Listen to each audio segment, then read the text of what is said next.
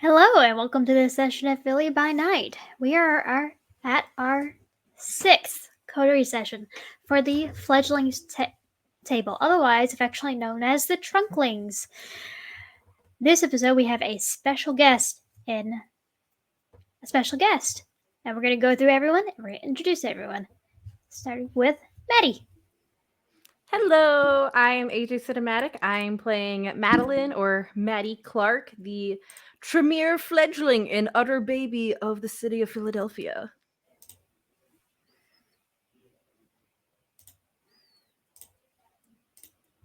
Tekka. Yes, sorry, was unmuting. So getting used to this computer. Hello, I am playing Calvin Kyle Anderson of the Gangrel. I am Technoma. You can find me anywhere there. Hi, I'm Katie. You can find me at all socials labeled Dragon of the Dark Rose. Any others, it is not me. Don't try. And I will be playing Luisa Songbird Polini, Clan Ventru, the descendant bloodline of Lodin. Hi, I'm Ink. I'm playing Persephone Percy Marinos, Ventru Fledgling, and the lowest in humanity of the babies. You can find me at Cowboy Ink on both Instagram and TikTok. Those are pretty much the only two I use. Instagram a little more. That's all. And our special guest. Hi, I am Dapper Zombie. I am playing Luc Mallory, our resident old weird Fey changeling. Here to hand out some character building stab wounds. If you need to find me, I am on these places with this name. So Redbubble and TikTok are about the only place, but that is where you can find me.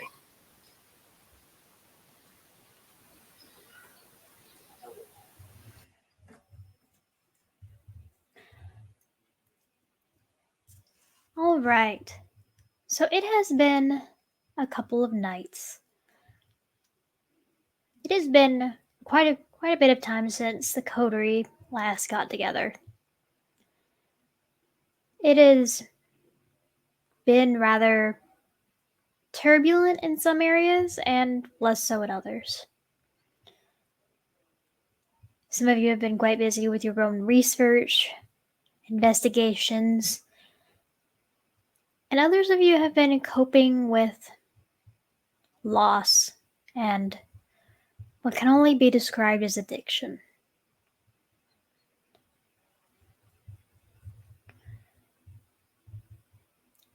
Your shadow has not yet completely settled all of you back into a coterie haven yet. Last she told you she's still preparing it to make it kindred proof and safe. So this meeting is taking place at a place that all of you have received cards for. It's part of the business card package, so to speak, of the kindred world in Philadelphia.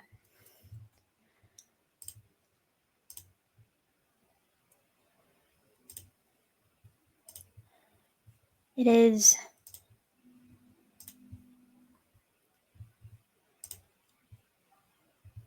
a school to learn how to use swords.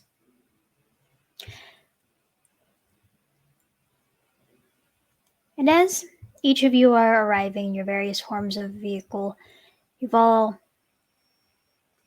risen to varying levels of hunger. You've all successfully hunted or called upon a herd.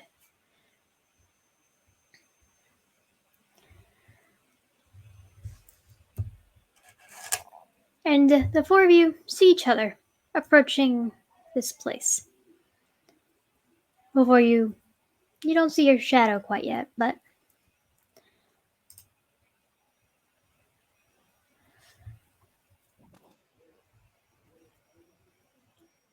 What do you do upon seeing each other?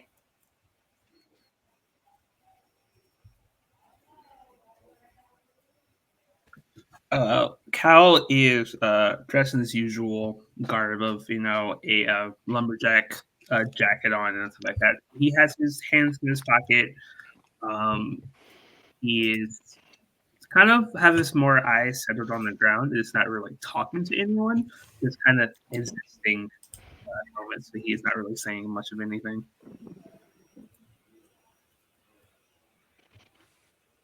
Hey guys. Maddie awkwardly waves at her coterie.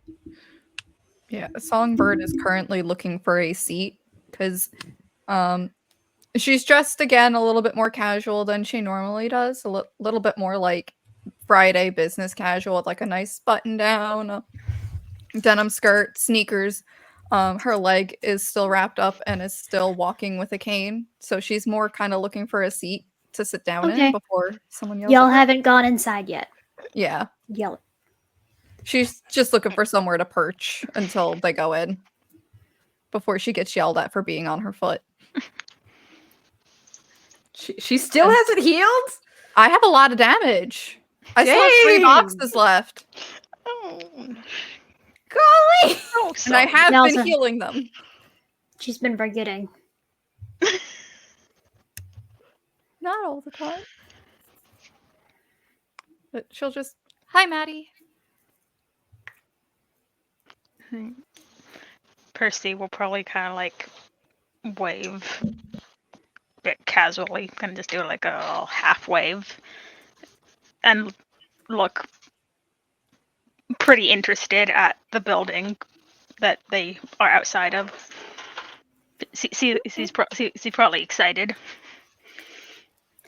Go ahead and give me a wits and awareness. To anyone that's looking around. Okay.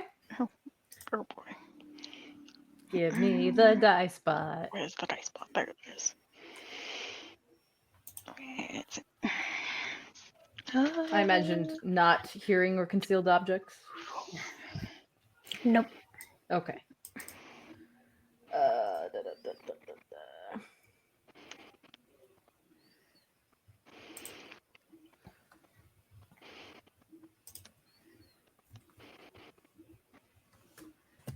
da, da. 3. 5.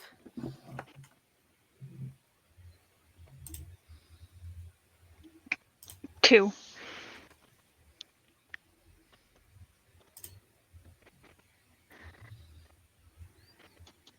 Okay.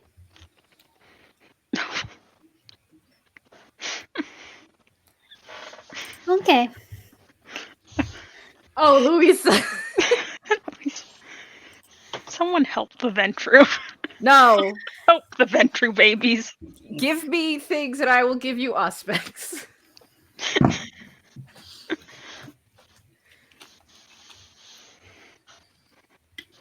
Okay. As y'all are all looking around, there seems to be. It looks like a regular building. Actually, Felbro, if you would describe the outside of your establishment. Sure. From the outside, it looks like a warehouse. The really only thing that tells you you're in the right place is that main door has painted on it a sword.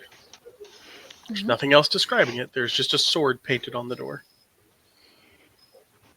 Is the signage all in Latin? There's not even signage. It literally is a Oh. blank warehouse with on the door is painted a sword that runs kind of vertical along the door. Okay. Yeah, Cal is just gonna motion in that direction. I think we're here. Right place, I think. I suppose so. Are we Sword. supposed to knock or something? That would be the polite thing to do. The question is who's gonna knock. Maddie just slowly turns to look at the person who's always carrying a sword. I was literally about to say, if no one else moves to, Percy will go ahead and just walk right up and knock. Songbird is just afraid someone's gonna yell at her for trying to walk when she doesn't need to, so she's just kind of like, I'd do it, but I feel y'all would yell at me for standing up right now.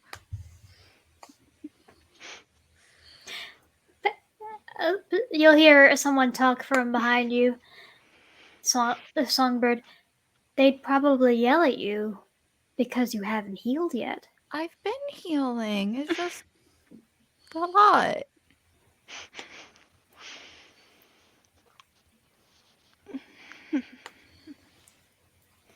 I know how much damage you took.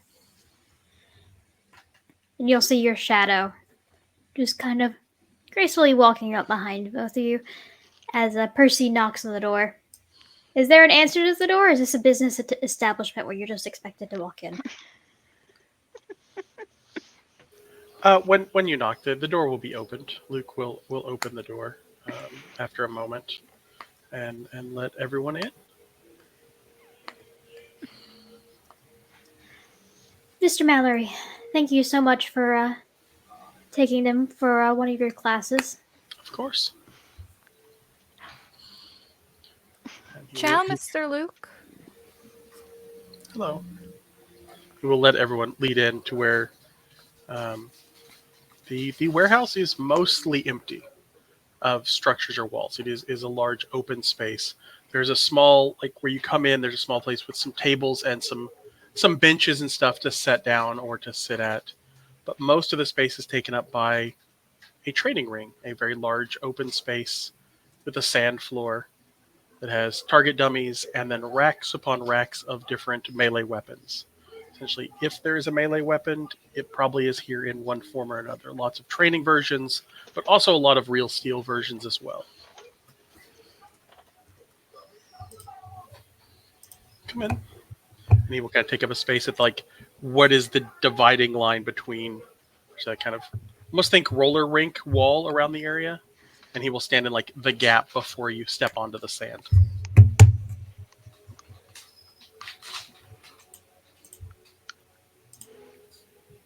No, Percy will just waltz right in, like Like a overconfident. Yeah, overconfident Ventru. Yeah, Kyle will walk in like kind of after Percy. They'll take their hands out of their pocket and they're just kind of like looking around, trying to get to see how everything is. But it's just quiet and contemplative at the moment.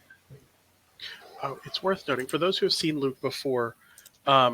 This time he is wearing just loose, kind of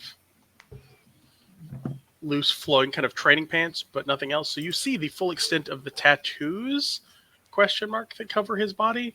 They start at his left wrist, cover all the way across his whole body, except for where they are cut off at about right elbow, where they just stop. For those who were there for the Metasaurus, that is the arm he lost. For those that read ancient Greek, what dominates most of that arm is a first-hand account of a Spartan at the Battle of Thermopylae. Like a first-hand, very much memories engraved on his skin.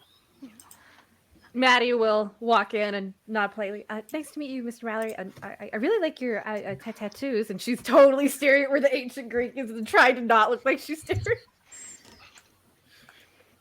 These ones are interesting for the moment. For the moment? For the moment. For those who speak other languages, there is a mess of different things. There is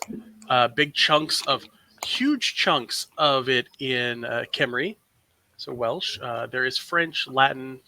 There's probably Arabic as well, and then a strange bit of Spanish that is a lot of cursing and madness in it. If you speak it, it's angry. Where Yes, is Casey. the one from Songbird's memories? Is it visible? It would be, because that would have showed up somewhere that wasn't on the arm that he lost. So it is possible. It could be because he is. If you see him move around, those tattoos extend all the way down to his ankles as well. Yeah. He essentially is covered ankle to wrist, all the way up to the neck in marks. And the one arm that is blank is still. Yeah. Songbird is the looking left arm at is blank, not the right. the arm that absorbed from her gun Yeah. to see what it says. What language would that have been? Italian. Yeah. So there is that memory written in Italian on his skin. Oh boy. You would see part of your story inscribed on his skin.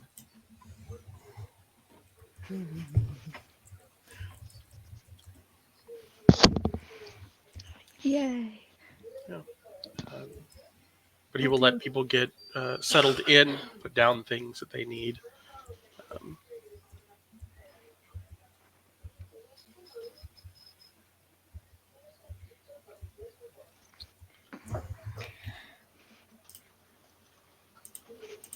So, as the four of you look around this new place, you'll see your shadow kind of stand against one of the walls, her own sword kind of slung on her hip, and she's just more or less just here to watch. Keep an eye on you four. Make sure that you are well behaved for Mr. Mallory. And you kind of got that impression before y'all came in. But she doesn't look too nervous about it. Is there anything that y'all approach, or do y'all keep reading Mr. Mallory's skin? Knowledge hungry Maddie is just not so subtly reading the tattoo. Maddie, go ahead and give me a willpower roll. Oh no. Okay. So willpower plus a third of my humanity? No, yeah? Just willpower. Oh, You just too, willpower. Percy. Okay. Alright. Oh. No hunger dice, correct? No hunger. I got a 2. Okay. What's my 1, 2, 3, 4, 5. Can the nerds resist? You also got 2. Okay. Y'all are able to resist if you want to. Y'all are not compulsed to get closer and barrage him with questions. In that case, I think Percy will kind of glance kind of curiously at the ancient Greek, but considering she only has regular modern Greek, so just, draw out her sword and go probably step into the sandy area. He won't let anyone on the sand yet. He is kind of standing in the way. So stand close, like ready, very clearly ready to go. Maddie doesn't get closer because anxiety, but she is just, her eyes just kind of flitting over to the Latin, the Greek, and the Italian, and any other language she recognizes, just not hiding her curiosity, but trying her best not to be impolite by asking about it. They don't have enough subterfuge to be too subtle, so Luke, you'd notice this pretty easily. I mean, yeah, Luke has his one insight, but I was thinking more awareness. he's got a bit more of that, yeah. But no, he understands that. It's not, especially for people who, like, for Songbird, who pick up their memories engraved on his skin, is got to be at least something strange. Yeah, Songbird was already sus watching how you got her little Italian, and is now not concerned, but is not comfortable with the idea that her story is now on someone else. And it's not like you told the story and he's writing it down. It is the way you pictured it. It is your voice, your memories on his skin. The same goes for any of the other ones you read. They are first-hand accounts. They are self-recollection. But once everyone seems to be ready, he will say, there are 2 things required to step onto the sand and to begin learning. 1 is take nothing onto the sand you're not willing to lose. Maddie immediately takes her glasses off.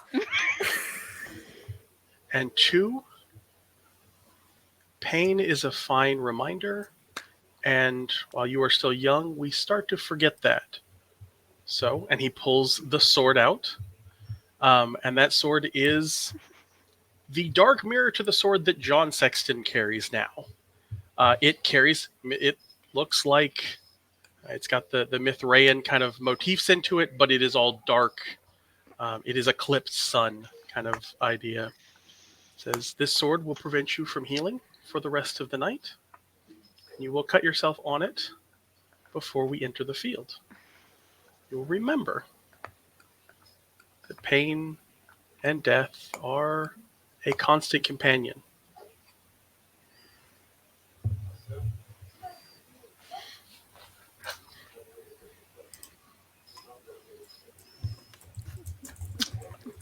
Songbird Gotcha. doesn't feel phased by this. Cal doesn't really feel phased with the things he's going through. He's like perfect. You guys would see Cal start to take off his jacket and his shirt. Cal is ripped. There is a tattoo on the right part of his shoulder. It is a picture of a wolf, kind of like opening his jaws to his shoulder. Nothing else in terms of like marks or wounds or anything like that. He's going to take off his shoes. It just stayed in his pants.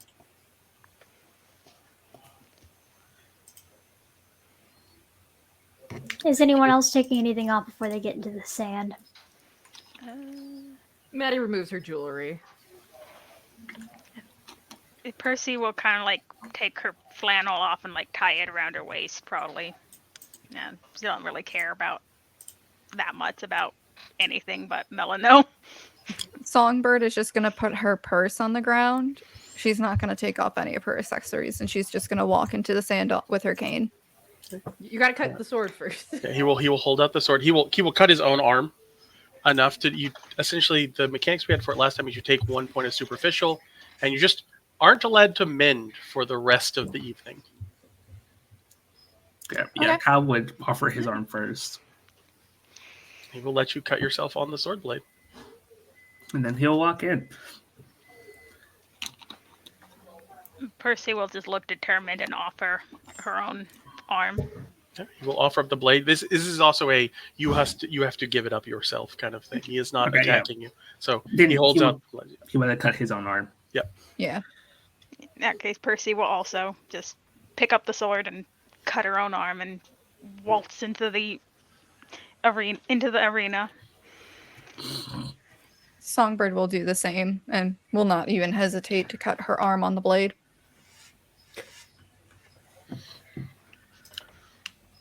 Maddie hesitates for a moment because anxiety being, but she will take a deep breath and just be like, okay, I gotta do this. And she'll walk over to Luke, she'll take the sword and stares him dead in the eyes. Those particular blue eyes as she cuts her non-dominant arm.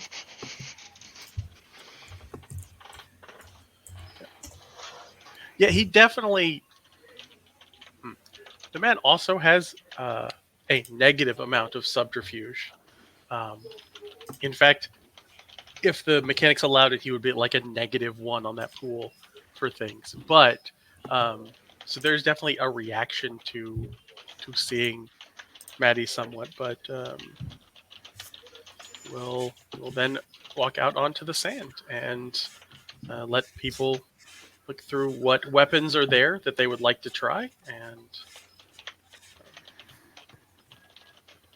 well, the sword is good for me. There are plenty of other options. You'll see Cal is going for one of the more bigger swords, so probably like a bastard broadsword or something of that nature.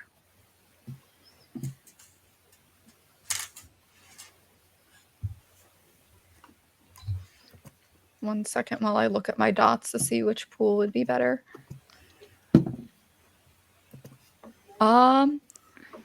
Songbird would go for something that is kind of more of a finesse weapon, one-handed. Yeah, that is essentially what Luke wields, is a one-handed dex-based sword, and there's a lot of the different variety of that. So Yeah, shoot. We'll go with rapier. Why not? Or like a saber, more of like a slicing blade rather than like a big brawly one. a good cavalry saber is always good. Yeah.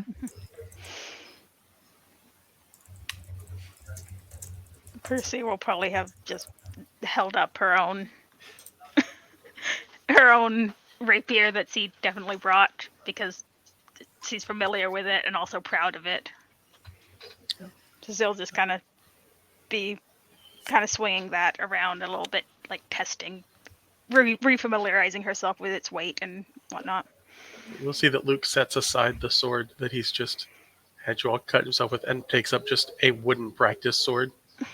Because I think people would be mad if I actually used that against him. That thing is kind of gross, so. Maddie will find a dagger and just be holding that close to her chest. There's a fine selection of different daggers, both throwing and fighting knives. And there are targets and dummies set up for it. And yeah, Luke would begin with instruction on basics. These are things that Luke knows that I do not personally know, but he is good in this case with teaching. That is what he was before all this. So Okay. So, who is Luke going to approach first, or is he going to try teaching more than one at once? Because each of these different swords require different techniques, require different kinds of. It's going to go through basics, which are more weight of the weapon, find the balance point, those, which are stuff that you can kind of cover with everyone at the same time. But since Percy already has a rapier and seems to know what they're doing with it, kind of pair them up with Songbird, since Songbird picked up a similar weapon, and kind of be like, hey, you know some things. The best way to learn is to teach someone else. This is, Okay. Luke, give me a charisma plus leadership. Hey, I got some dots there.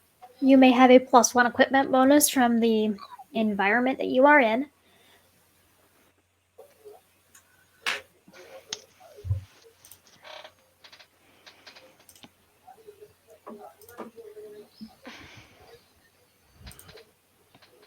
And because of the exercise you're doing, you may add another +1 from as assistance dice from Percy.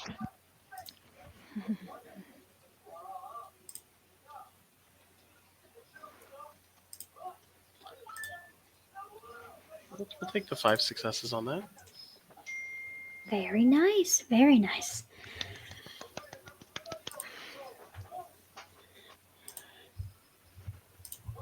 Okay. Maddie, Cal, and Louisa, go ahead and give me an intelligence plus melee. And because of Luke's 5 successes, you get a 1 help die. Because Luke is being a very good teacher right now. You said intelligence, correct? Yes, I said intelligence. Well, Works for me. thanks for the help die. May I blood search? If you wanna. I kind of need to with this pool. Actually, no. We're not going to blood search. We're going to let the comedic effect happen. Let's go. All right, that's not terrible. For your pool, it's not. Okay. As Luke and Percy lead the three of you through basic sword safety, how to handle weapons that you are currently wielding, and the various other lessons basics of wielding a blade. All of you kind of get the gist of it. Sometimes, some of you, it is harder to grasp. Louisa, blades aren't your thing. They never have been. You use the loud, shooty things. So it's just kind of a little bit harder for you to wrap your head around. But it is something you are able to get the hang of because Percy is someone that can kind of talk on your level and explain it to in a way that you understand. Meanwhile, while Luke is kind of juggling between Maddie and Cal, they seem to be also both of them seem to be fairly quick learners as far as basic sword safety and handling and being able to use a blade. Even if Maddie's is using, even if the rules for how to handle a dagger are have are on almost the other side of the spectrum as for the Buster sword that Calvin is wielding.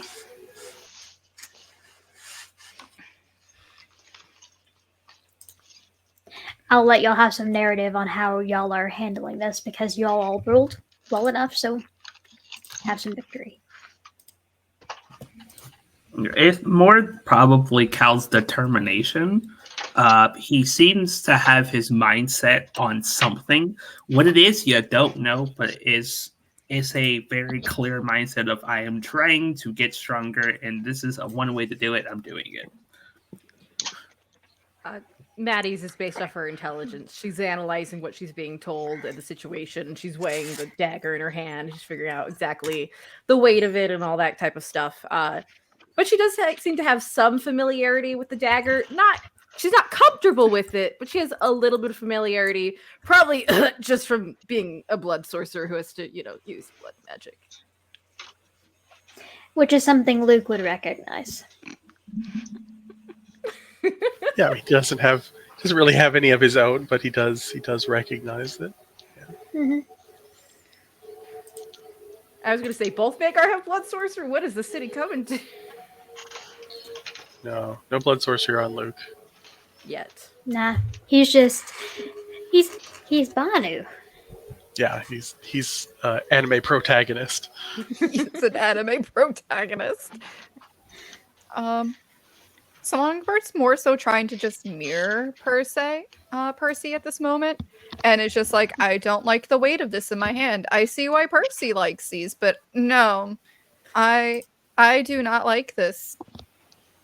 But it's useful to know. Now I can practice this and figure out ways to get around this, but it's not my thing. Meanwhile, Percy is just she's in her element. She's been doing this. She loves doing this. She's also probably a little bit of that Ventru pride is also affecting her because this is the thing that she's a natural at, and Ventru pride making her want to show off. I will say Luke is not the gentlest of teachers, and you can tell that some of his training came with this before he had vampire healing, and he bears the marks of that. And while he has pulled out a wooden training weapon to use with you all, it's pretty clear that the people who taught him the sword did not. It was live steel from the go with the Banu. And he bears those marks for sure. So there are definitely bruises left, which heal slowly because we've turned off vampire healing. Because when you bleed for knowledge, you tend to remember it.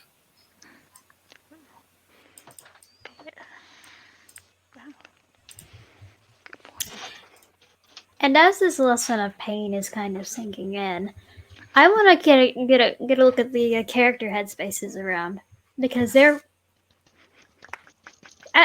is just the beginning, but y'all are realizing that this isn't for play. So, Maddie, what's going through your head? Maddie sees the practicality of that pain is a good teacher. She still thinks it's sadistic, though. But she's just keeping that opinion to herself. It's one thing to cut yourself or bite yourself for blood when you're doing magic stuff. It's another thing to have someone else, break your skull or stab you to teach you something. So this is just very different. Like, sure, she got bruised when she did gymnastics. She was not getting stabbed. So this is just totally out of her element. This is not what she's used to, but she's just doing her best to observe and keeping her opinions to herself. Cal?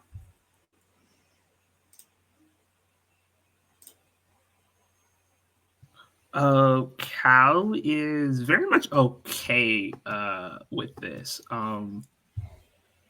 He's been in kind of pain for the last couple of days anyways, and just to have pain to a different kind of pain to focus on that instead of the pain he's actually feeling is sickly therapeutic for him. So this thing is making him better, and it's probably a very warped sense of this is better than my other pain.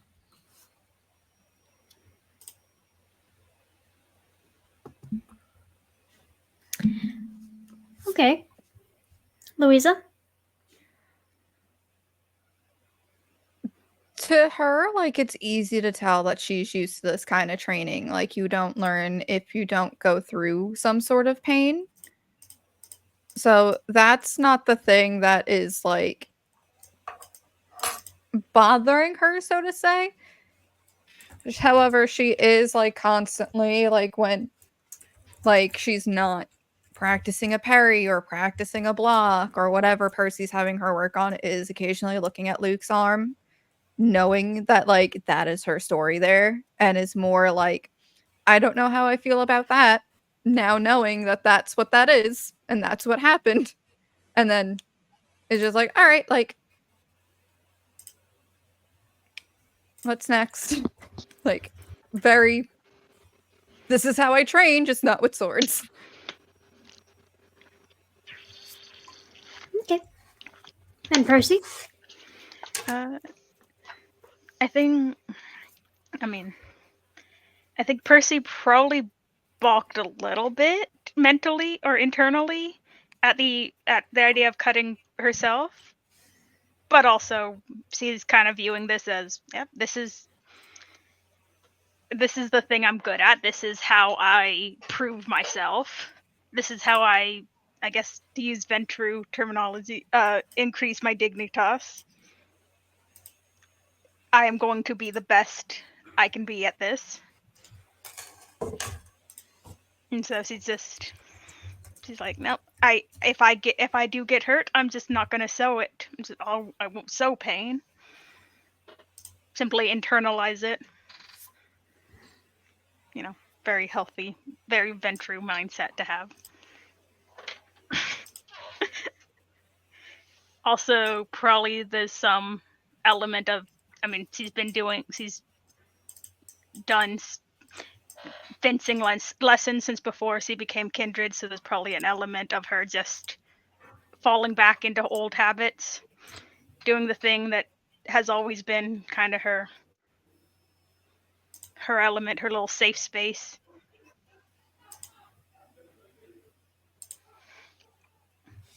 Okay. So as you all go through these beginning exercises, Luke, what do you lead them into next?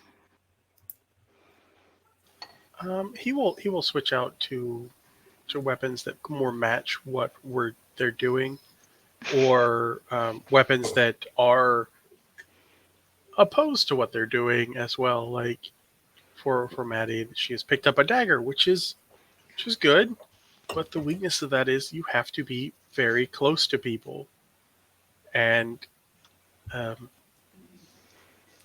he's known Maddie for however long this session has been going on now, and he goes, this is a person that doesn't want to be close to people, that seems very anxious about it, so it's constantly getting very close to them. It is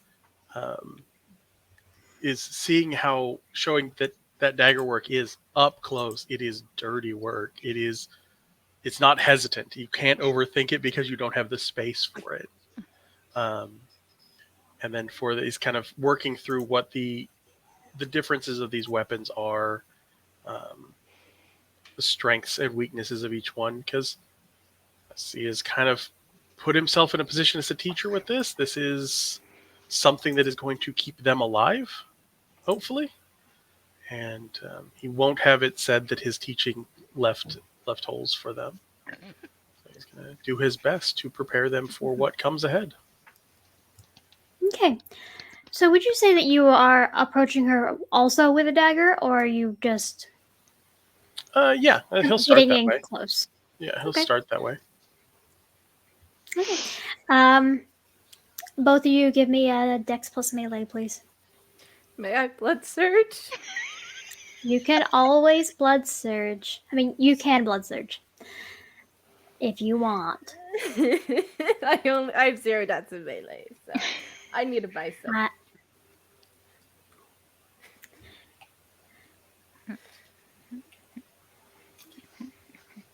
I got hungrier and I only got 1 success. May I spend will? You're always welcome to spin will. Gosh dang it. Come on, Maddie. Oh, freak. Alright, well, this is not gonna matter.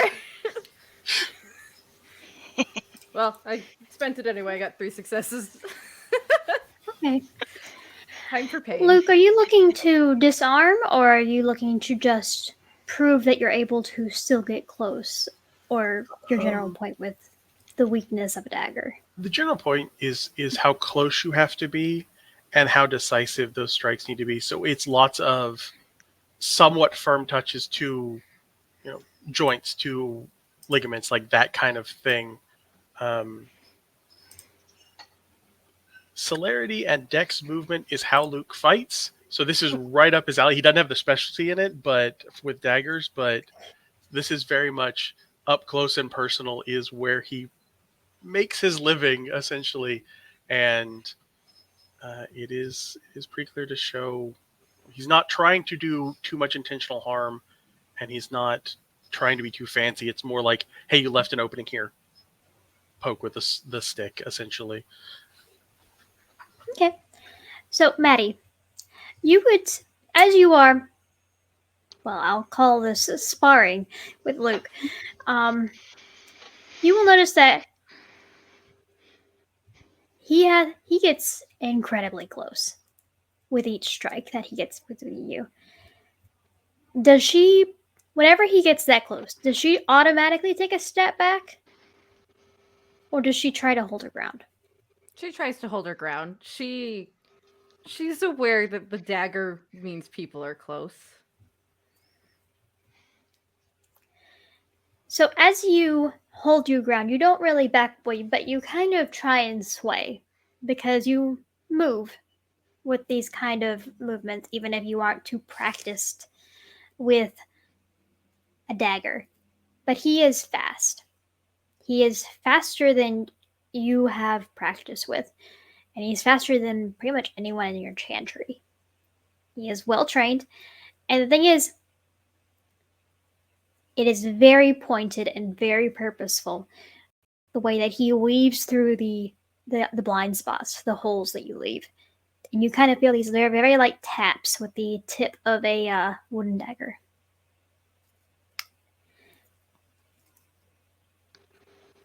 They barely touch you, but you feel them.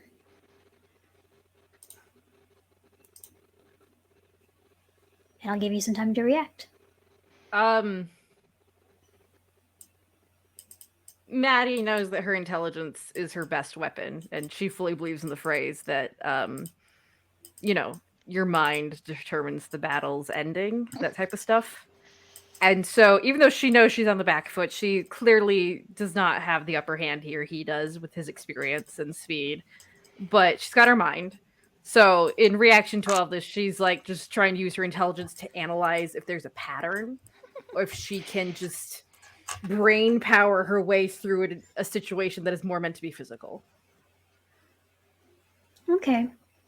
So how are you analyzing this specifically? Are you looking at how he's doing things? Or are you looking at how he wields a dagger? Or are you trying to analyze your own weaknesses?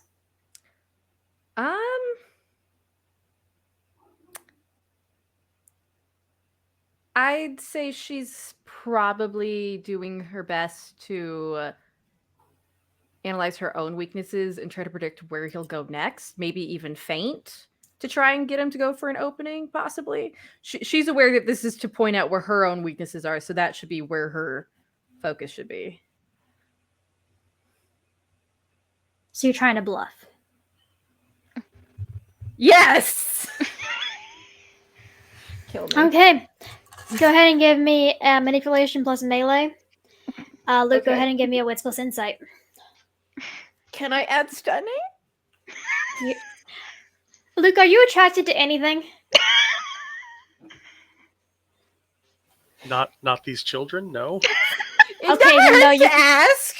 It is always okay to ask, but your Where's- looks merits will not apply the- here.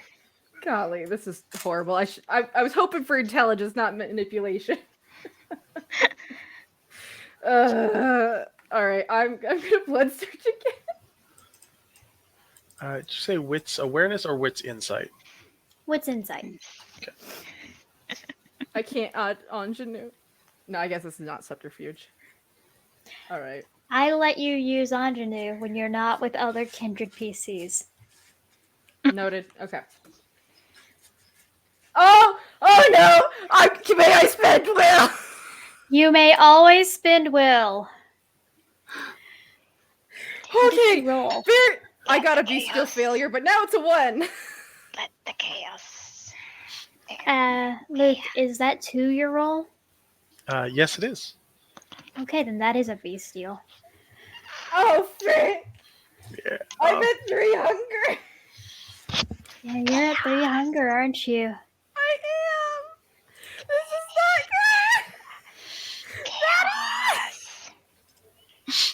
good. Chaos. Sorry. He ain't just whispering in the background. It's very... That's Percy's beast. I'm not a venture who wants order. I'm a venture who wants chaos. Ooh. Okay. I'm good.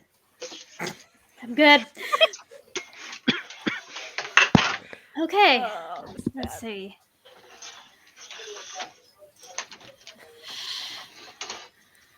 Maddie, uh-huh. this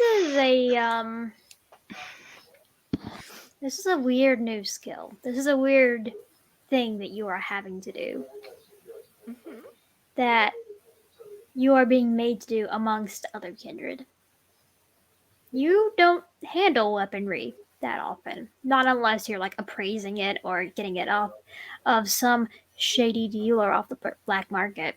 Or pulling it out for some archaeological find. No, but wielding it requires a certain kind of finesse. A certain kind of perfection. Oh no! I am hitting you with your Tremere Clan compulsion involving your melee. Cool. So familiar with that compulsion. Great. This is great. Remember, you are at Hunger 3. Mm-hmm. Luke,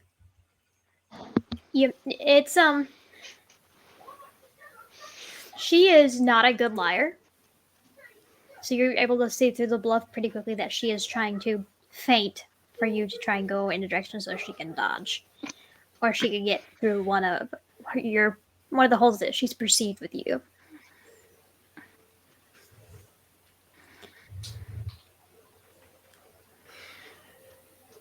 And I will let y'all react. There are a couple ways you can react to a feint. And just like, oh, it's very much, you tried. He didn't beat him much because he's not the most insightful person, but this is an area of action that he knows well. So as you go for the feint and leave the least convincing acting performance of trying, he's just going to anticipate where you're trying to go, And this time it will be more the disarming thing of just like, nope. So you're Try going to again. disarm her? Yeah. Okay. Maddie, are you going to continue to try and be the best at using a dagger? Or are you going to resist your compulsion? The compulsion demands it. Okay. Dex plus melee from both of you, please. This is horrible. I wish I was rolling intelligence. Do you want intelligence versus melee? Because my pool's good for that too. I would way prefer that. Yeah, intelligence is Luke's highest attribute, so It would give me a fighting chance.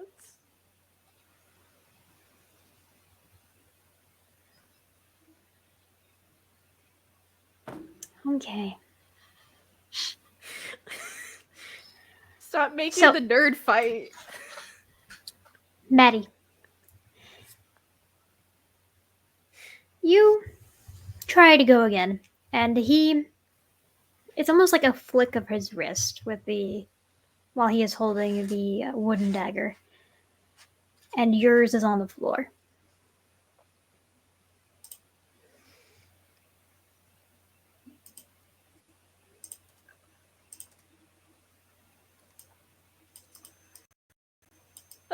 So it's on the floor now? Yep, your dagger is on the floor. All right. How do I... Golly.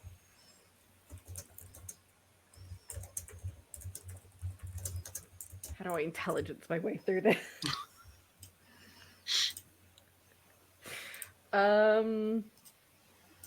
Cool. Actually, can I do Dex and Athletic? No, that's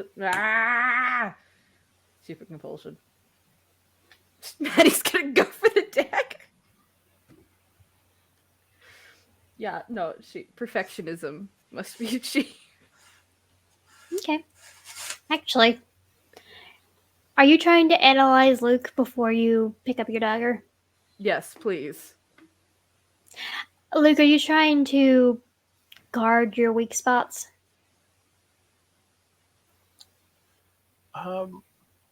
he's probably relaxed some because he's kind of judged the level that we're at here. He doesn't have to put as much effort into that. He is Okay. trying to play a bit closer to their level. All right. Maddie, go ahead and roll me an intelligence plus melee. Okay. Cool.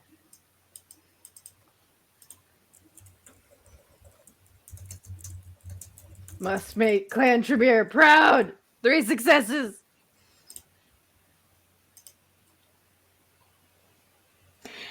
And you're not masking your weak points, Luke. No, not really. Okay. So Maddie, as you are analyzing Luke, this is something he is incredibly skilled at. This is not something you're probably going to beat him at. But that does not mean that you can't be successful at using this kind of weapon. It just means you have to find a different opponent. Because while you can see some of the points of him that you could possibly hit with your dagger, you are smart enough to realize that that's probably not too feasible.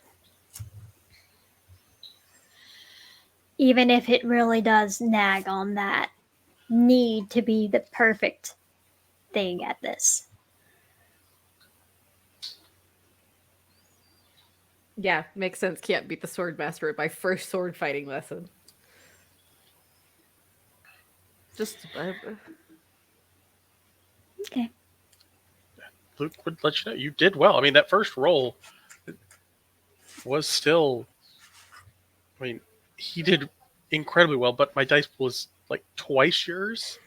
So yeah, like for the first time you picked up a dagger to still throw out 3 successes versus his 6 or whatever is still really good. He's going to point that out that you had good instincts on things. You're overthinking things a little bit, which is a problem, especially if you're going to have a weapon that puts you that close. You don't have the chance to analyze this often. You have to work a lot faster. But it also is a weapon that you can easily carry with you anywhere. Always be prepared for. It's worth knowing the basics of. If nothing else, I've seen enough ritual daggers be stabbed for other purposes that you'll usually have one with you anyway. So, and no one expects the mage to stab someone. So, surprise. Was that all in character? Oh yeah, that's all in character. Okay. Maddie just kind of slowly nods. She takes this feedback in. Thank you. And she just awkwardly stands there. Okay. So, Luke, you would kind of move over to Calvin, who is wielding a much larger sword. And this probably requires the other ones to kind of back a little further out of the sand pit, because this is has much wider of an area effect.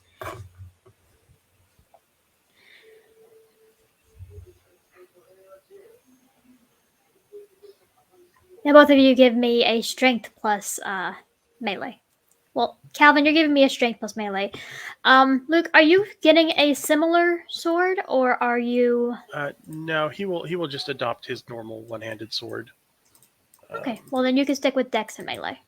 Yeah, he is not built for strength melee at all. I mean, it's not an awful pool, but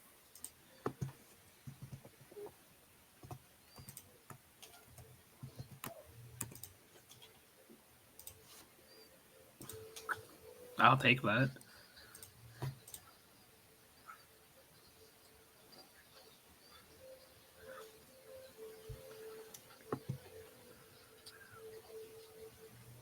Okay.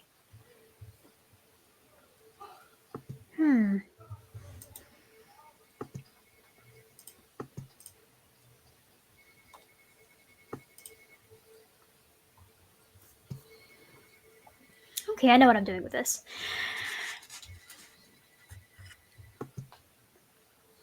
Luke, you would realize as you are sword fighting with Calvin while he is wielding this larger sword, that he has got a natural gift with it. Like, he is pretty handily good at weapons in a general sense. And he seems pretty comfortable wielding it. And it's to the point where he's able to, because you had kind of maneuvered yourself into level with Maddie, that is the same level you brought with Calvin. And as a result, you are realizing that Calvin is more skilled than Maddie in this regard. And he is able to, I won't say handily beat you, but he is able to overpower you in a sense. And that kind of makes you realize that he can handle more. He can handle more pain than these other ones can. And I'm inflicting you with the harm compulsion. Frick. fun. Don't hurt me, please. I got very lucky. Don't hurt me. Yeah, this is more just him going, okay, we can be a bit more serious here. Oh no.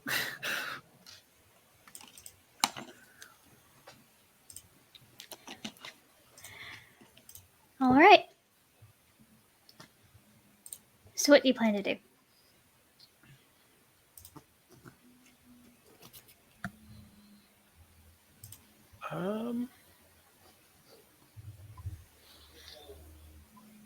We'll just come back and try this a bit more seriously. It's not actually that helpful with what he's doing. So he's just going to take another pass at it, but just try this a bit more on the serious side. He's still not turning on any abilities of the blood. This is all just him. So Okay. Go ahead and give me the dex plus melee. Calvin, are you meeting his blow? Are you parrying? Are you dodging? Meeting. Okay, go ahead and give me another strength plus melee. I don't think I can beat that unless I crit. Oh. Okay. Wow, that's a lot of sevens. Come on, Cal.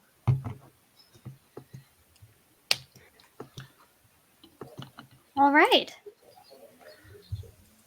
Look, he meets you blow for blow. And Maddie, Percy, and Louisa, you'll be able to feel the tension start to go into the air. Not that it's bad, it's more of it's becoming a little more competitive. Or that is probably the closest thing that you would be able to interpret from this.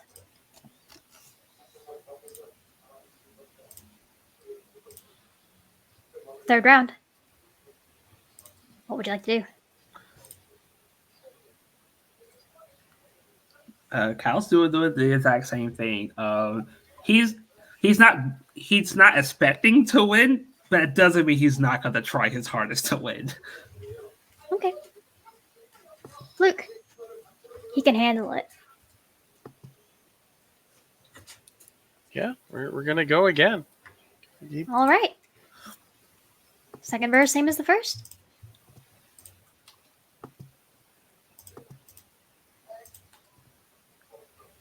Oh no! There we go. It's cost me some willpower, but there we go. That's having success with the critical. I did it again. What are my rolls tonight? I don't win that one, but very still. nice. Can you give me the luck back? Luke, you finally managed to knock Calvin back. And it is not an easy feat. You can almost feel the strain that it has taken, like almost. Like this is almost a pitch perfect fight. If you weren't holding back, this would probably be perfect. But this kid has absolute potential. And you're able to knock him back so that he hits the ground. Cal, you're going to be taking a superficial damage. And your harm compulsion is satisfied.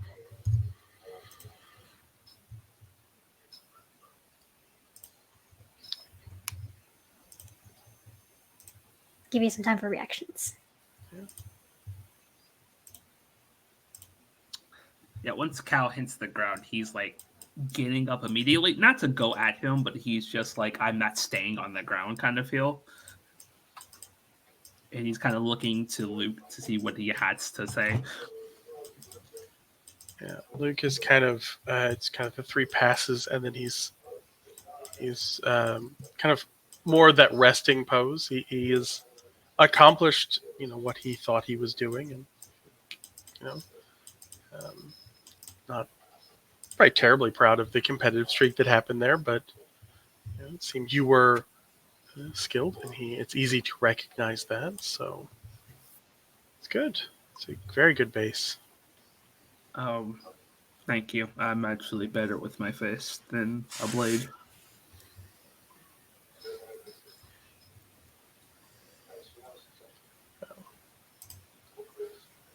We all have our skills, but knowing the other ones just tells you the weaknesses and how to fight them. So, thank you for the training. of course, the school is open to you anytime. Yeah, and Cal will move over to the side. Like most people would think that Cal would be proud that he was able to contend with the sword master. Cal just looks more determined for some odd reason. Can I insight check Cal? Cal, are you masking? Nope. You don't need to insight check him. Your base pool for insight is good enough. What's he determined about? Maddie is suddenly becoming highly concerned about her friend. Well, that would require more investigation than it would insight. Oh, okay. You'd actually have to talk to your friend. I don't like talking.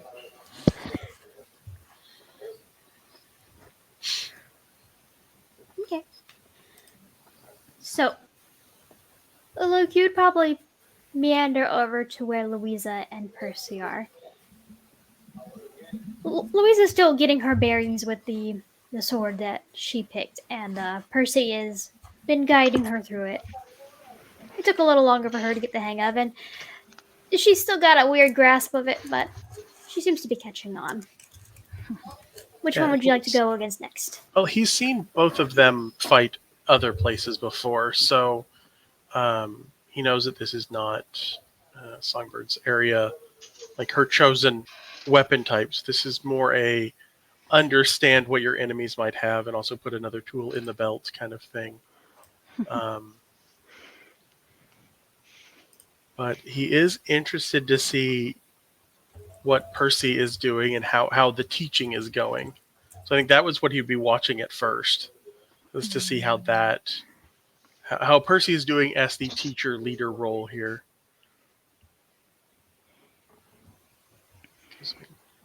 You're a venturer who showed up with your own sword. I want to know what the hell you're talking about, or if it's just Ventru bluster. So,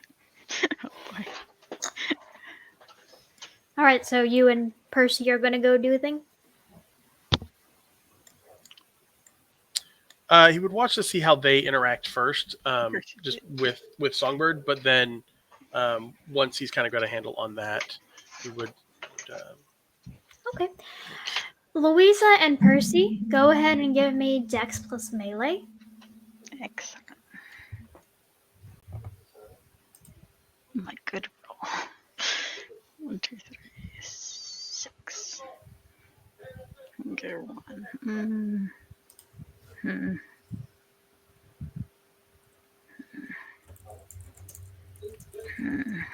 That's a pretty high roll as is. That's pretty high roll as is. I guess I could be happy with that.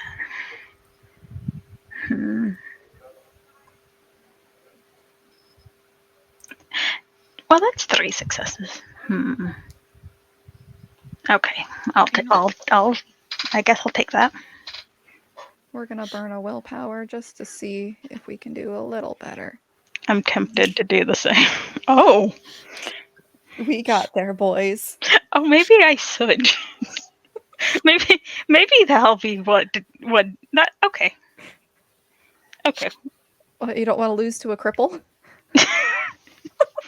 Okay, that didn't do anything. Oh boy, this is gonna go interesting.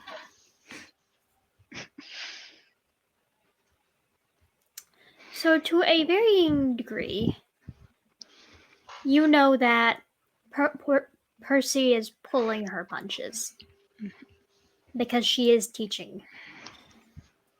But it seems like Louisa is getting the hang of it more than either of them expected to. Because in a very both charismatic and clumsy flourish, she manages to disarm Percy.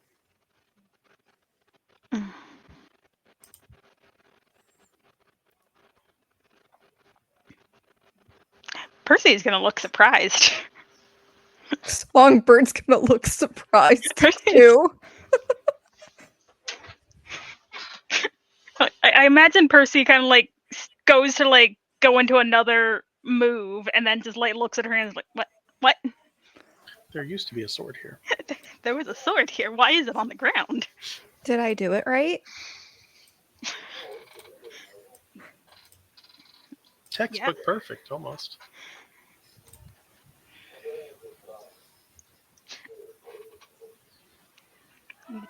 Yay. You did. Sorry, Percy.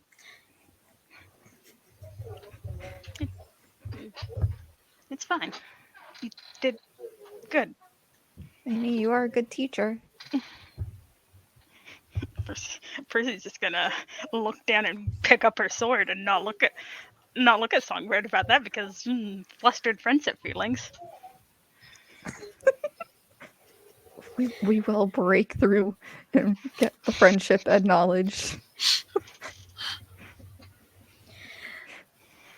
I think Luke would kind of move in and let Songbird take a rest as if they're still on the cane. Yeah, she still Like- has the cane. A lot of these skills will also work with that if you're going to have it for a while.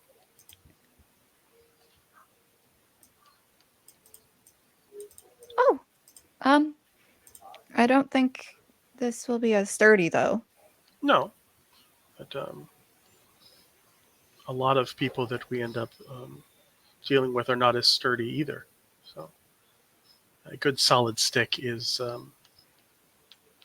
helpful. It's motivational. And then she's gonna think about of anyone who she has seen with a cane in the past. You know that Luke Prince, has showed up with the the cane, city. and Yeah. both Luke and the prince have canes that they carry when they're not actively working. So Yeah, she's just like, noted into the back of her mind, and it's just like, but now, do I do the pointy thing now that like they do in the movies to Percy now that she's disarmed? I mean, you can. It's a little rude to do when you're still it's friends. Okay, then I won't do that.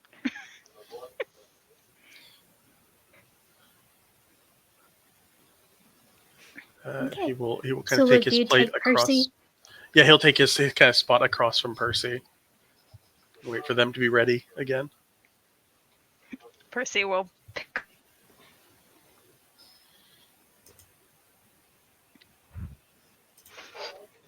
Okay.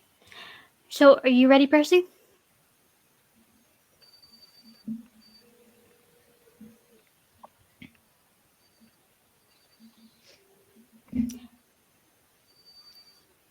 I can't hear them. Can anyone else hear them? They kind of cut off mid-word, so I don't know if they had another internet hiccup. Oh no.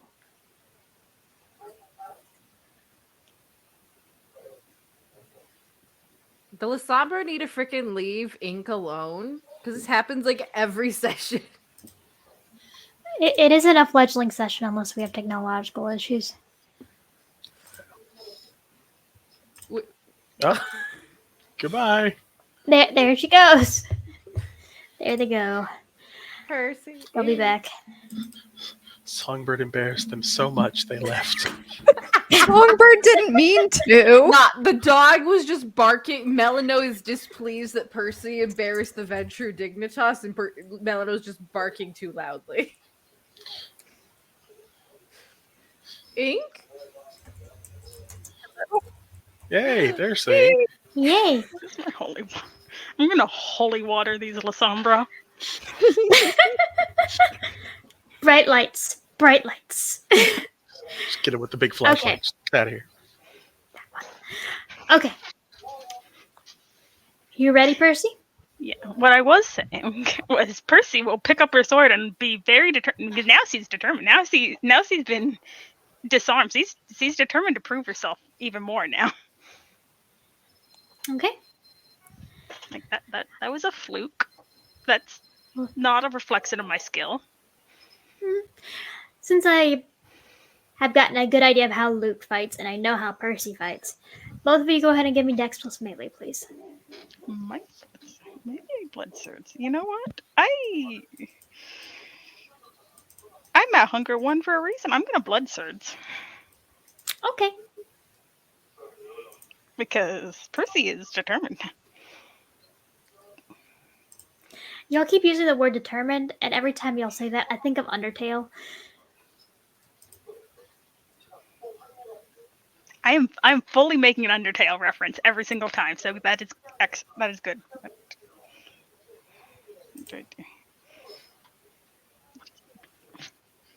What is my blood potency?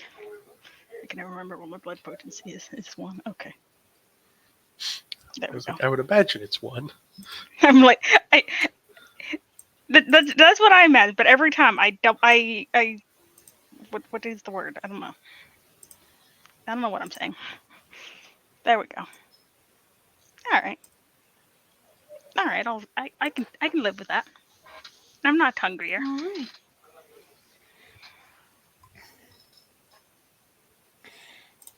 So, Luke, you are perfectly aware that Percy is skilled. Mhm. And that is exemplified here.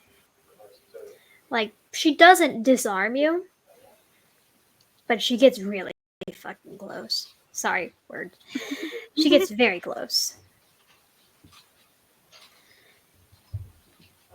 And it puts you on the back foot.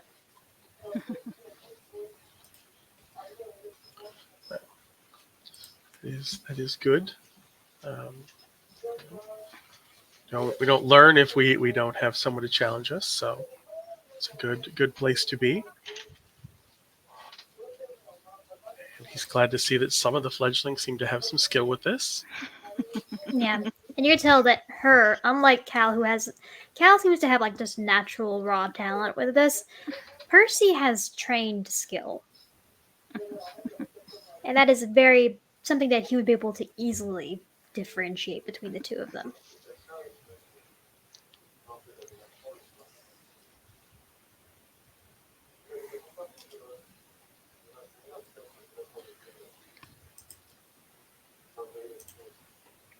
All right, what would you two like to do now?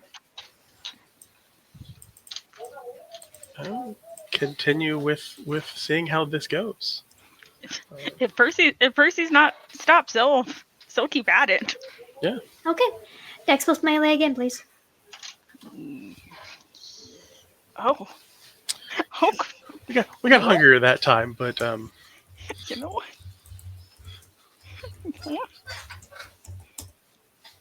Come on, Percy! Oh, yeah. Fish for more. I'm gonna keep that. No fish. Don't tempt me. Don't tempt me. I will always tempt you. Do it. Do it. Fish for a double crit. Aw, sad. But I am hungrier. I noted. I got hungry as well. Okay. Both We're- increasing our hunger. We're definitely moving into the top ends of what is the skill here.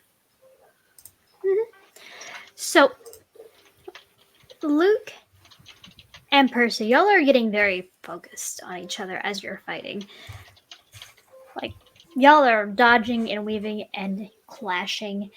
And Luke, it is basically your turn to put Percy on the back foot, but just barely.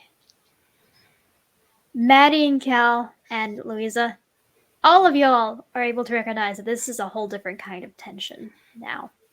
This is the sign of people that recognize skill.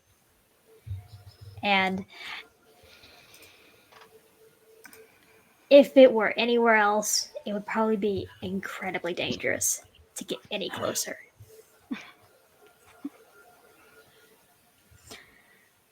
Maddie, is anyone like watching this like really closely? Like observing? Okay, I intelligence insensitive. and melee rolls, please. Oh, Oh, okay.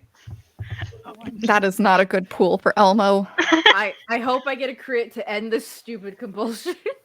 You are allowed to add your heightened senses because you are using them to help you analyze. Yes, gimme. I'm curious what they. You know what? We're gonna keep this in character for Songbird. Oh no, it's a messy crit! Oh no. That is very in character for Songbird. I mean, you can try and fix it. No, I can't. Oh yeah, I guess I You can. can just re-roll the Oh. critical. Now, if the dice goes, we're just giving it back to you anyway. That's on the dice. But I mean, I mean, you can either roll out of it and continue with your compulsion, or you can keep it and I can give you something new. Give New me something compulsion. new, something Yay. SC. Let's Do spice do it the up. new. Exactly. Compulsions for everybody. Sprinkle in that spice. This is what happens when you spar as kindred. It just adds the spice in all on its own. Experiment. Exactly. Give us the Okay. spice. All So, of the Maddie, Uh-huh. sorry, I'm gonna get to you last, Maddie. Okay. Louisa,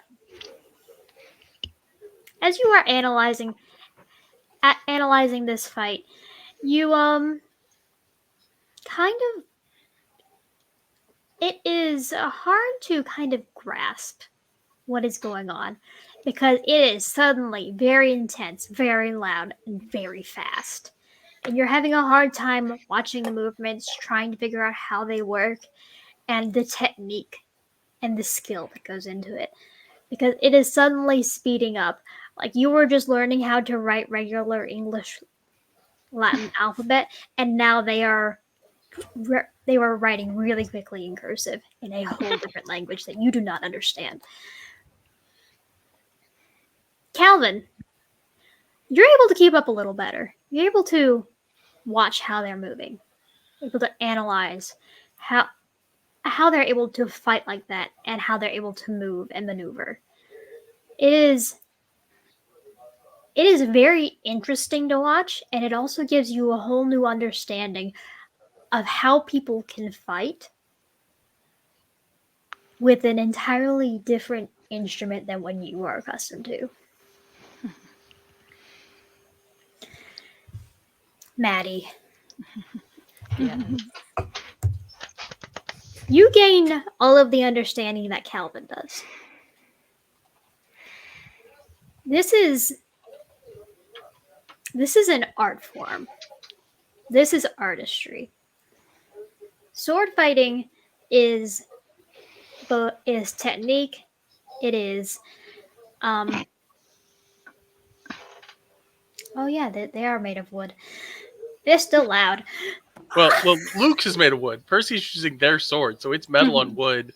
It's still Uh-huh. gonna be loud. Yeah. Oh yeah. It is artistry, it is technique, it is flowing. You're able to watch the flow of the movements and you're able to analyze it perfectly. You can almost diagram and predict where they're going to be moving next and how they're going to do it. But as a result of that, you feel your beast kind of pull at you, kind of nag at you. And I'm raising your hunger to 4. Oh no! Good thing I don't have stigmata. That would suck. All right. We got a hungry Maddie. Oh. Uh-oh.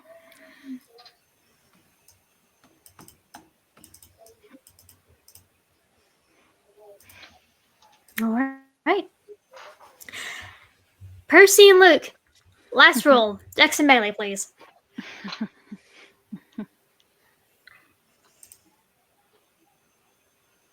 Mm-hmm.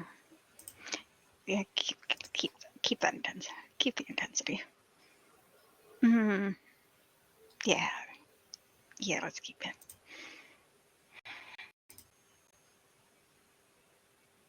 Oh, I'm re-rolling. That's a little bit better. Still not beating it, but it's a little bit better at least. Okay. Oh, I didn't even notice that my hunger. Okay. At least it's not a beast deal. Both of you are hungry, at least. Okay. Hey, I'm back to where I started the night. Hunger 3. So, the way that this finishes up, it is a flurry of technique and blows, and both of you pressing your blood and pulling on it in order to gain that one up, to actually meet this challenge. because this is fun and you want to prove what you are. That you are a better monster than the other one. Or that you're finally meeting a challenge from this group of young fledglings. And it's kind of nice being able to meet them blow for blow. But within the last round, Luke, you gained the upper hand handily. And you throw Percy off balance.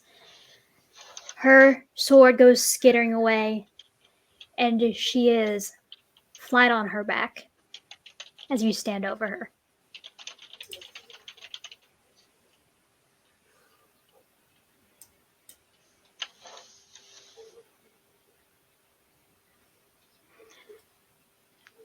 And in that moment, it's kind of a tap of the sword point to the chest, and then a step back to let them regain their feet. I think even though she technically doesn't need to be, I think Percy is still like kind of panting just out of habit because it was just the intensity. And so as any good Ventru, kind of look Luke in the eye and nod and start getting up. She'll take the loss as graciously as she can. For those paying attention, you could tell that Luke started to be serious as he became less and less human. Oh. Like, he stopped breathing. He stopped moving in those ways. He stops worrying about humanity when it's not necessary. So it's a sign of him actually. It becomes very uncanny valley swordsman here for a lot of it until he kind of regains himself. For whatever that honestly kind of made me think, considering she's done this since she was mortal, Percy probably becomes more human in contrast, considering she actually starts panting and doing these things that she doesn't technically need to anymore. So, little contrast there. And you're probably picking your breathing back up again, considering the humanity that you hang around. Mm-hmm.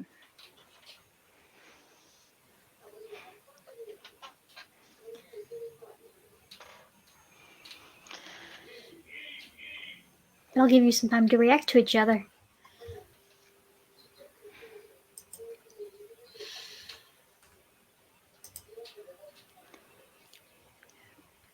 There's That definitely was a moment of Luke putting his human face back on as you kind of see him start to breathe again and more settle back into that.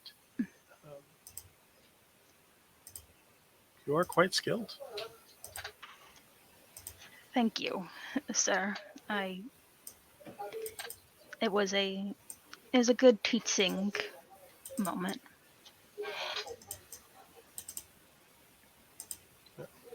And Percy will kind of be speaking a little bit clipped, trying to take the loss as graciously as she feels a Ventru should be.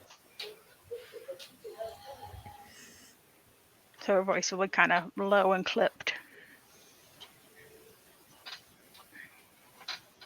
How long have you wielded a sword?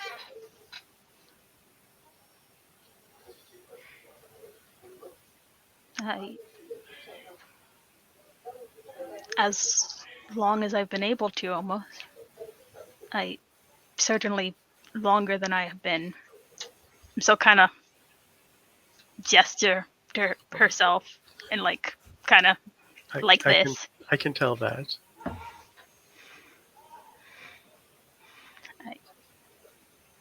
I've taken fencing lessons since I was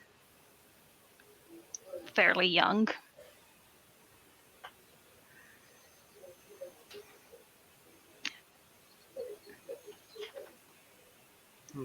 How many times have you wielded it when it wasn't a lesson? See,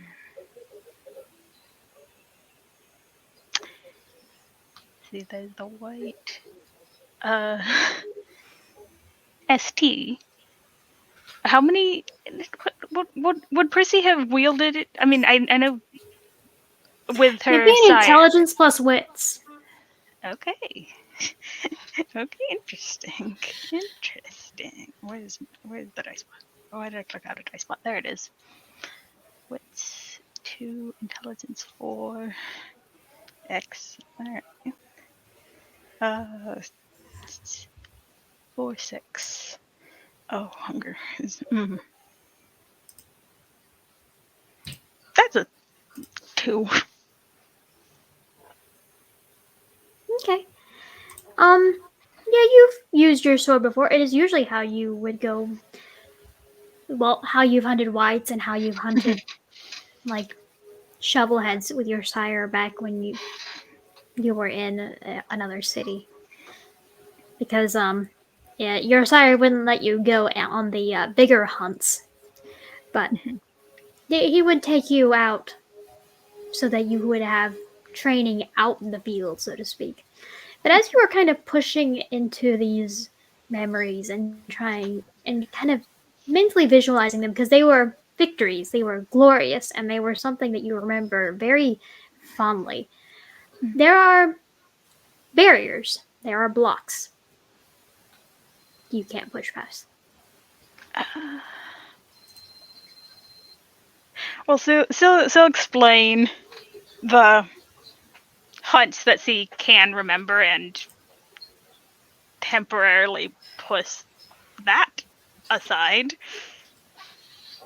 Yeah, put a pin in that to figure that out later. But for now, still share the hunts she did succeed at. It is. Skill is a thing, and you have that.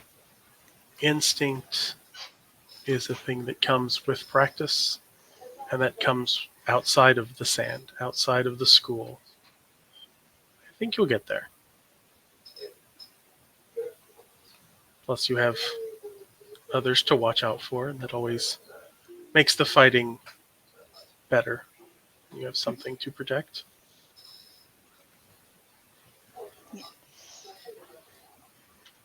At that, so probably probably glance at Melano mainly as an excuse to not look at her coterie, because definitely doesn't feel anything for them. Definitely only feels protective of the dog. And Melina will kind of just meet your stare from where she has been very primly sitting outside the sand pit, and when you make eye contact, she does happy tappies. Yeah, that'll relax her. You have the skill, which means you have a responsibility. Thank you.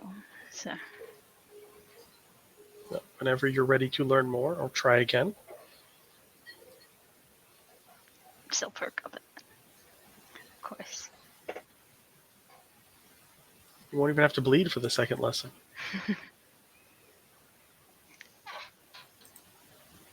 I look forward to that then. Doesn't mean we'll fight for real then, though. Sounds fun.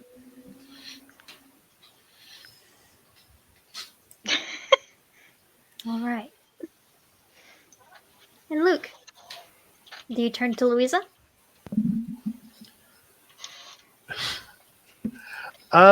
Yeah. We'll mostly see if she looks like she wants to go a round or two. She will. ST, is it safe to assume that they were all doing fair fights?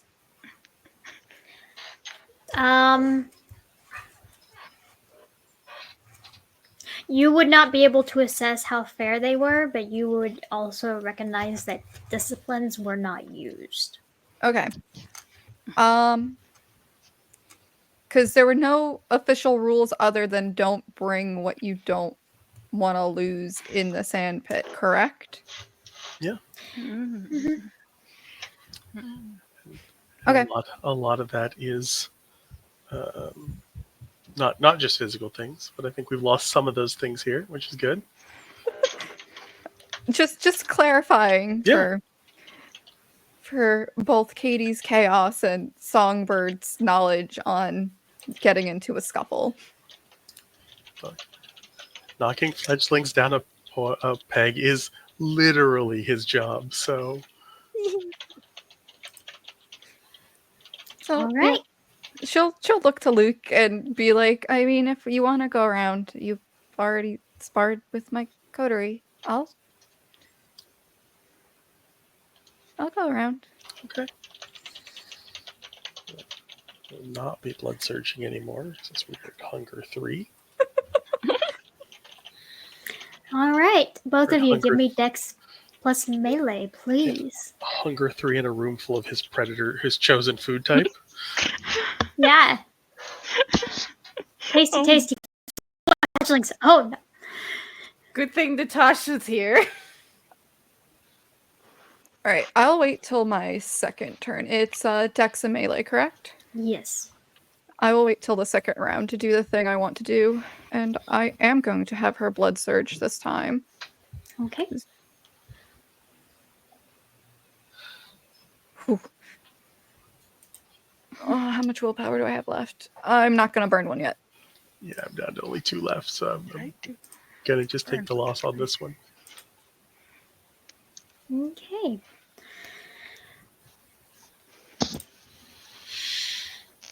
So, Luke, you start pulling back again because, again, Louisa is Yeah. more in the Yeah. way of guns than she is swords. But once again, she has managed to get you onto the back foot.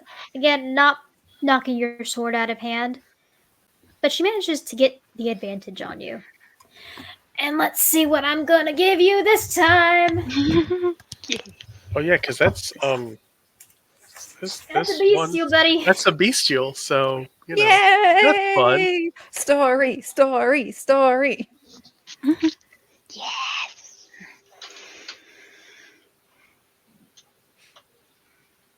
Yeah, let's make it interesting.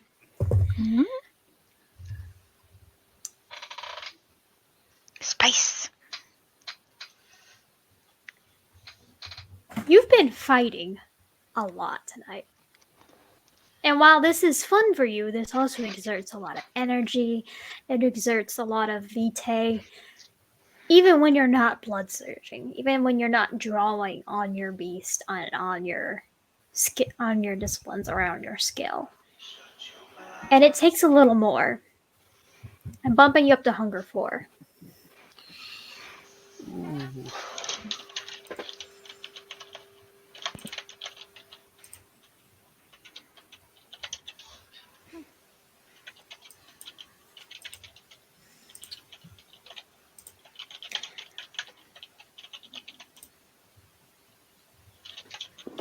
All right.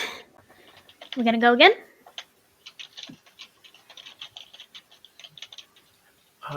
At this, Luke is going to stop.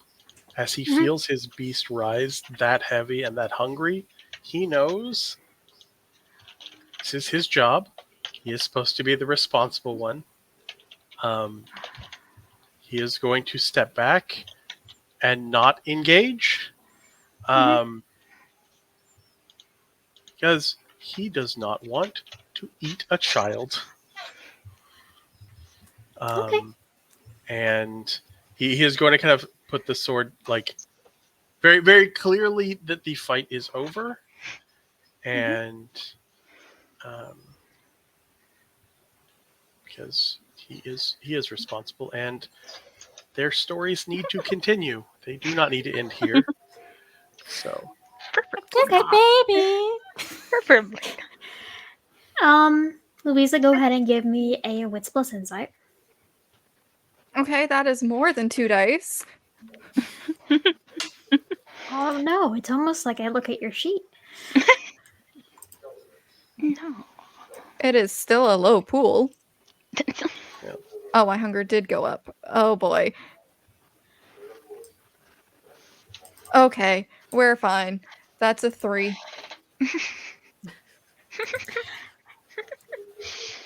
You're able to. This actually causes a bit of normal. Like, give me a composure plus resolve, actually. Yeah, Louisa. Okay. Make sure to include your blood die. Okay.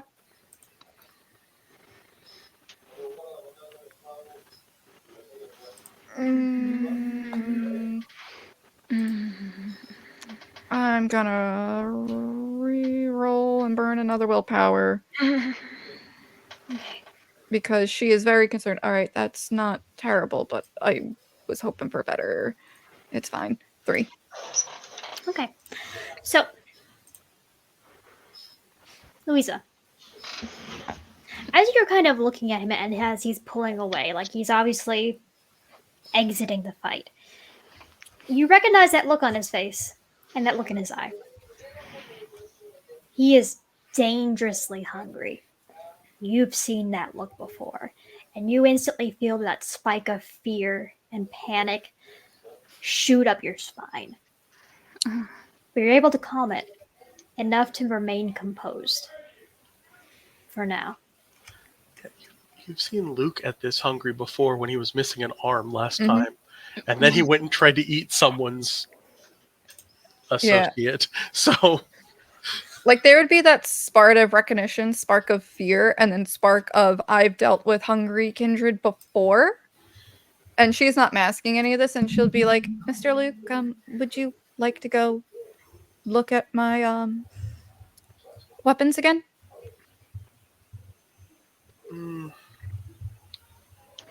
that is risky. So I will withdraw for that moment. I will fix this. There's no problem. But thank you for the offer. You're welcome, Mr. Luke.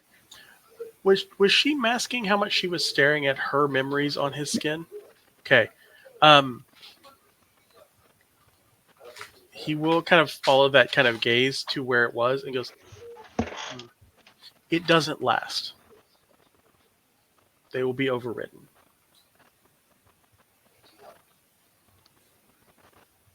Okay.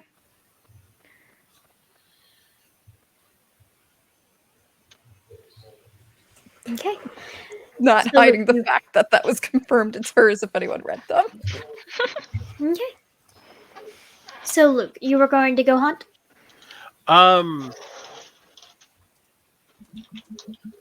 Go hunt.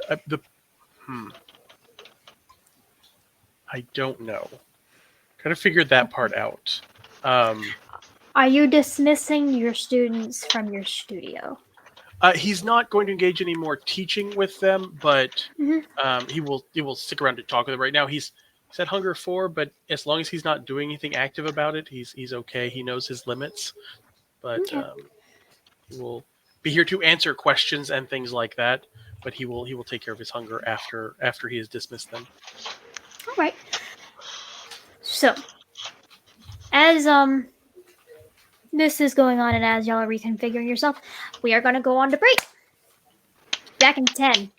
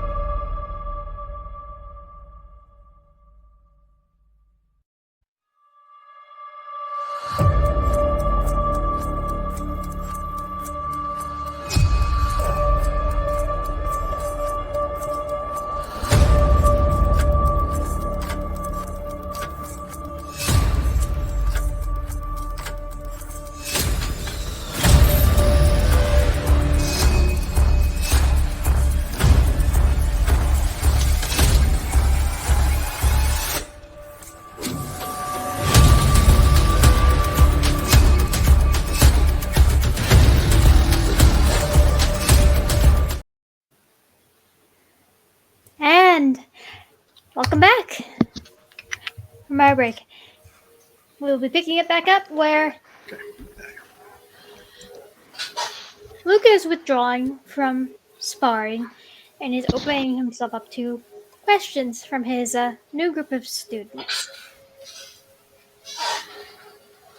Does Luke do this in the sandpit, or does he maneuver outside of it?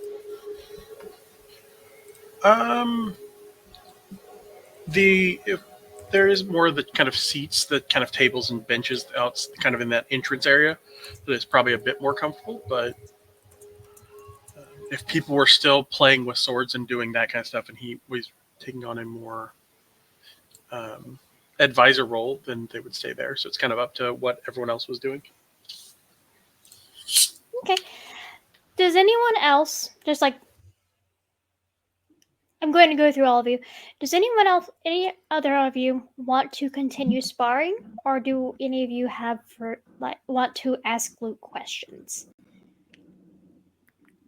Whichever one you want to do, we're going to do both. So it's not majority wins, okay? So just tell me what you want to do. Maddie, what do you want to do? Questions. Cal. If people want to spar with him, he will accept the spar. But he's not offering the spar. It's just if they come to him with the spar, he'll accept. Okay. Louisa. Oh no, we lost Percy. Golly. She'll continue to spar for a little bit. Okay. And Percy's back. Percy.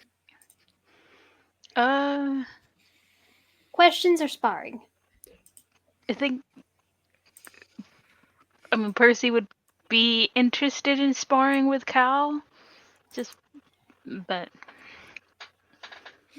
Okay. big sword, big gingrel. Okay. I will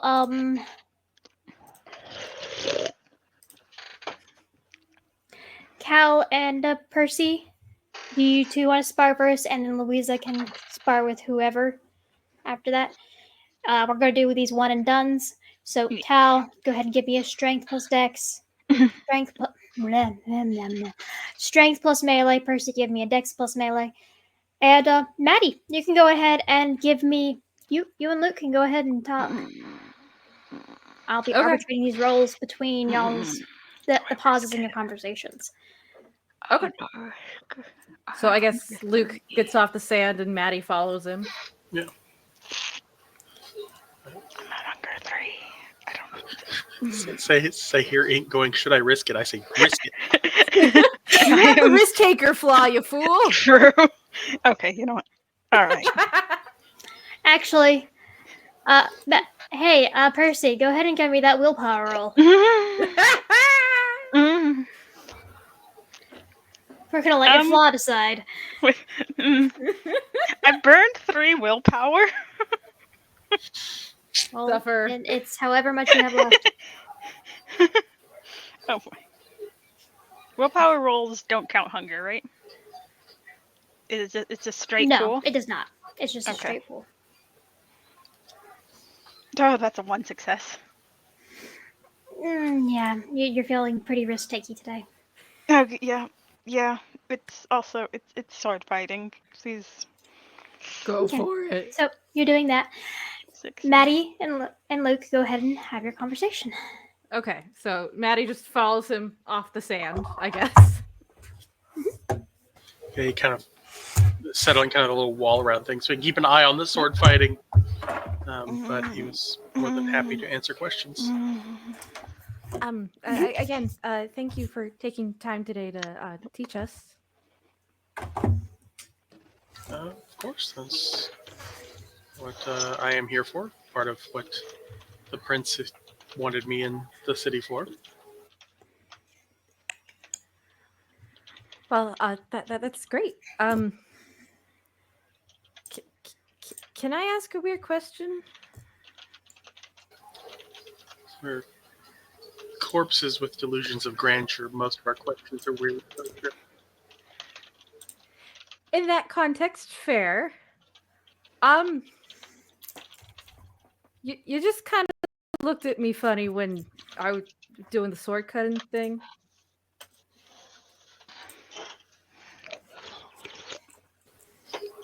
You remind me of someone else I've seen. May I ask who that is? Maddie already thinks she has a good idea, but it doesn't hurt to just confirm. I don't know who she is. It's not someone I have ever met,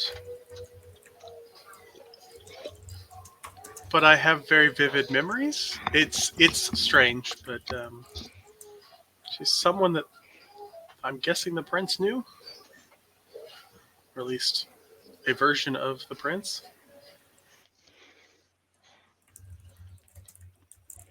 Maddie does know about the alternate universe thing, right? Because Zero said so in the Tremere chat. I mean, if Zero said so in the Tremere chat, I was then more yeah, I asking guess so. Kendall. I think so. I mean, yeah, Maddie probably has a pretty good memory of the things that she reads in a general sense. Okay. Stop me if I'm crossing any lines anywhere, but a different version of the prince? Are you possibly referring to an alternate reality? Something like that. A place where things were different, where different choices and different actions happened. Huh. That must be quite the bizarre experience.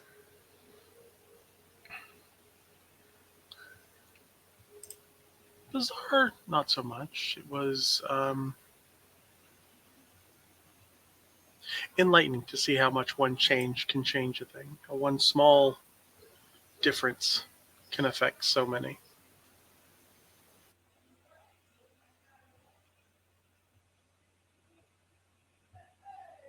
And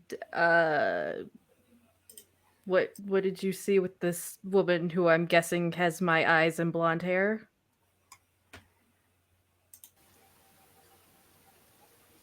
The prince of that land lost everything that kept him human. And it made him a monster that we would not want to be. And that led him to some actions. So seeing this sword, kind of motions towards where that sword is still sitting on the table. Once more, take blood from a person that looked very like you. It brought back some of those memories. I see. Well, that's disconcerting. Somewhat. I don't know if you know much about my, well, really a clan, but what I am.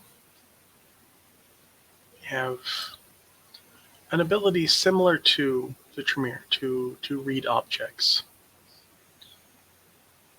But we also have the ability to feed on the memories that those objects have. And I drank deeply of the memories in that sword. And he will kind of touch where the Camry spreads out in a good chunk. That is the story of the corpse king John Sexton of the alternate world.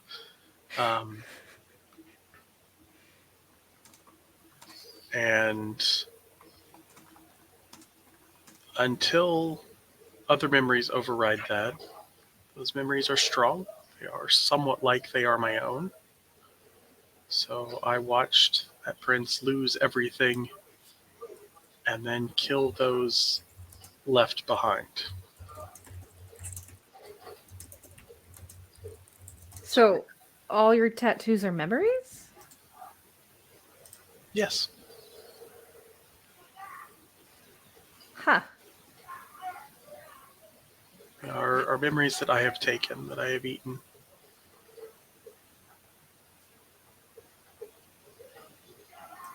How do you feel about that? Having people's memories sustain you and be displayed on you? It is complicated.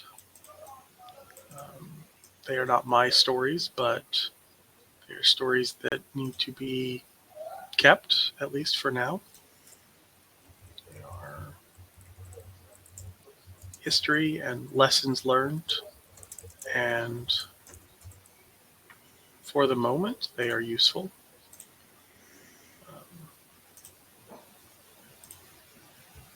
But um,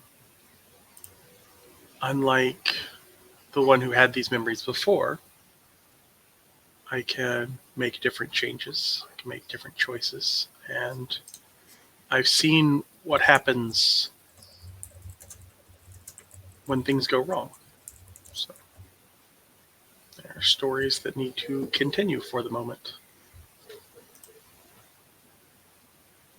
Not always bad. Sometimes the memories are good. Sometimes they're interesting. The kind of the Greek on his arm. He looks at that. Learned that an object in my possession is authentic and not a replica. As I got to relive a fairly famous battle from the eyes of one who was there. Oh, wow. But for every horror, there is delight. For as strong as hate, there is feelings of affection and loyalty and bravery that exist. It is an honor to be a library of those memories for the short period that I carry them. Preserving memories, good and bad, is important. There's a lot of good and bad in history.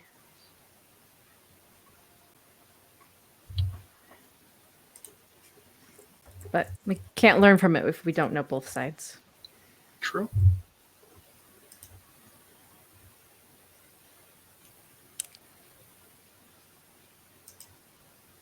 All right.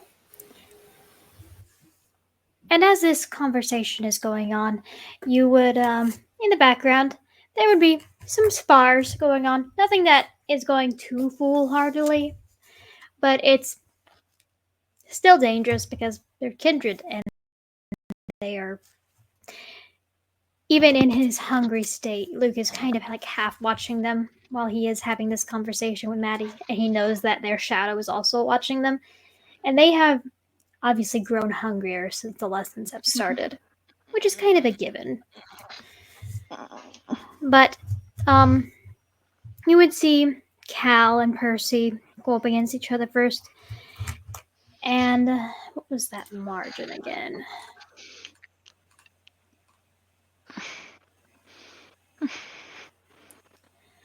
Um,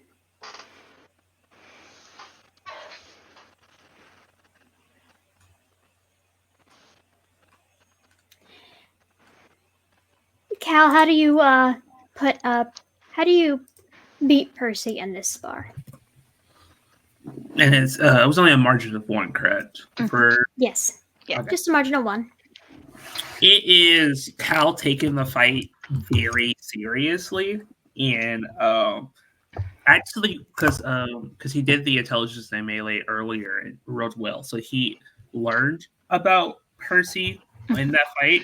So Cal is using that against Percy and doing more overpowering strikes to throw them off. They're probably not as used to that. And then we'll kind of like shoulder check them into the ground once he got close enough.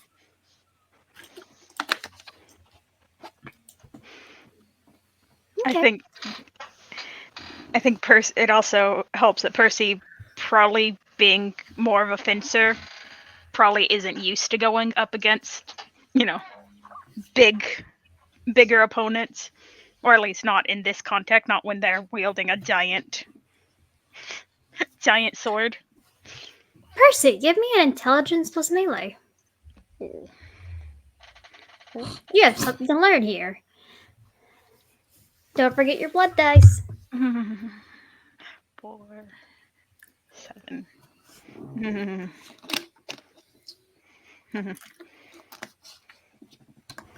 You can't take half. Nah, give me the risk. Give me the God risk of damn rolling. it.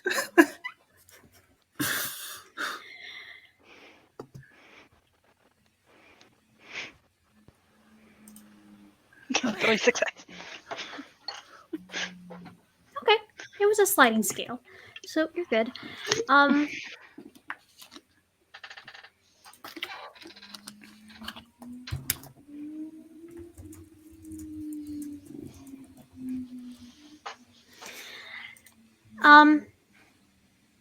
As you are watching, Cal doesn't have the same finesse, doesn't have the same training as you do, but he has a lot of brute force. And he is able to maneuver his force because he knows how to, he has always known how to carry himself. He knows how to push himself in such a direction. So it shows you that you're able to, if you're able to move with someone and remaneuver their own weight and their own force against them, it can be beneficial to the future. And if you decide to do such a maneuver in the future, I will give you a +1 bonus dice to it.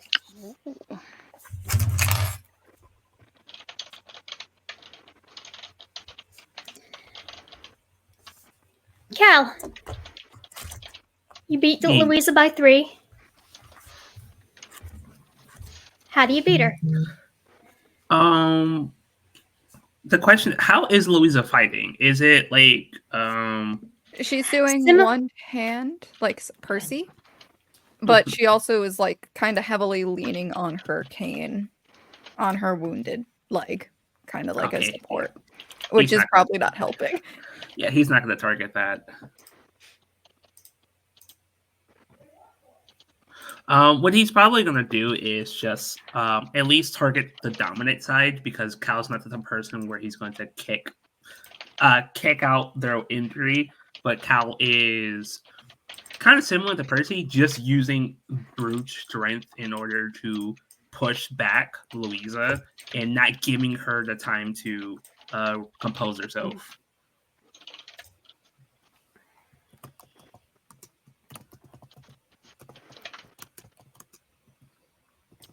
Okay. So that is how that is done. Louisa, go ahead and give me an intelligence plus melee. Only hunger dice for this one, guys.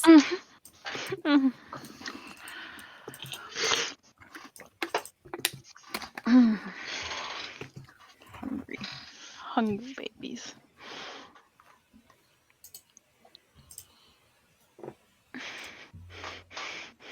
Okay, we're fine. No messies, no bestials. Ew. You're able to gauge something similar to Percy, but it's less about the technique of maneuvering someone and more about, you kind of configure it in your head of how you have to wait till someone is in just the right position to take a shot. They have to be able to fall correctly. So you conceptualize it in the way of being able to analyze them in order to make them fall correctly and how to make your strikes. And I will be giving you the same +1 bonus. Okay. It is a temporary and it is for the future. Sounds Gucci.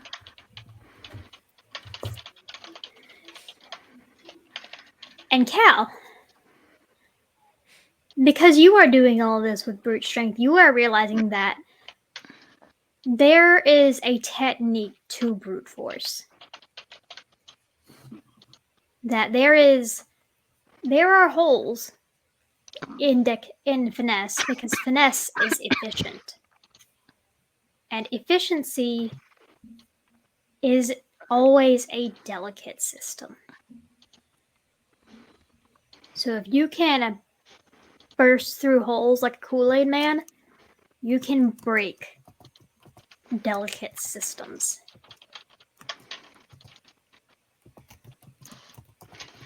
And I'm giving you a +1 bonus to analyzing these kinds of finesse fights. I'm giving all of you +1 bonuses to maneuver, to analyze maneuvers. They just flavor differently because of how you fight.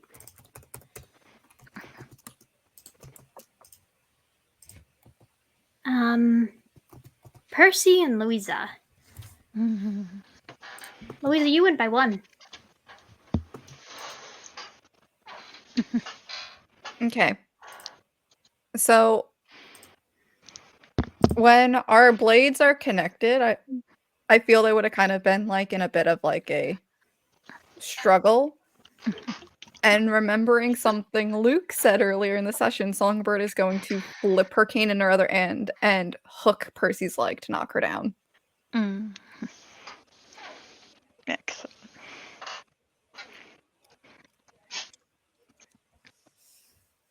All right. And I will let all of you have your various reactions and converse from here. Yeah. Once Percy's on the ground, Songbird's going to kind of offer the cane hook as like a way to help Percy up.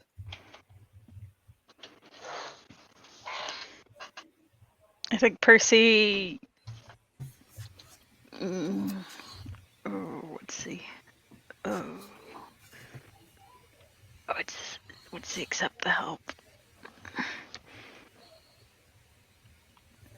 No, I think Percy won't push away the cane, but isn't gonna use it. Take the help.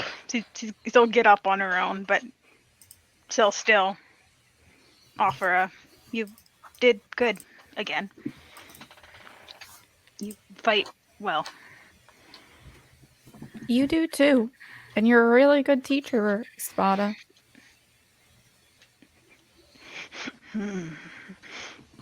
Not every loss is technically a loss. It's still a learning lesson. Yeah. Like, yes, I have learned much tonight.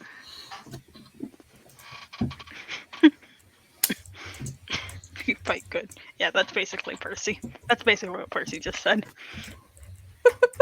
Just went, Yeah. you fight good. Thanks for the spar, you two. you too, Cal. Of course. She'll flip the cane back around and start walking out of the ring. Yeah. Once Louisa's like kind of walked off, Cal's gonna just kind of walk over to Percy and be like, it's kind of like waiting till Louisa's had an earshot and be like, why didn't you just accept the help? And Percy will kind of just shrug. Don't. Didn't need it. There's a difference between needed it and people asking for it. You know that, right? Percy's just gonna look at him. It's like, Look, mentally going press X to doubt. You know she does that because she cares about you, right? I got that idea, yes. You know I care about you too, right?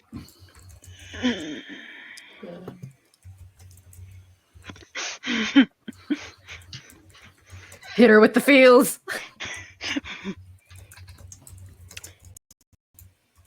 It's fine. Fine, what? Hmm. Percy is just like Percy is just flustered.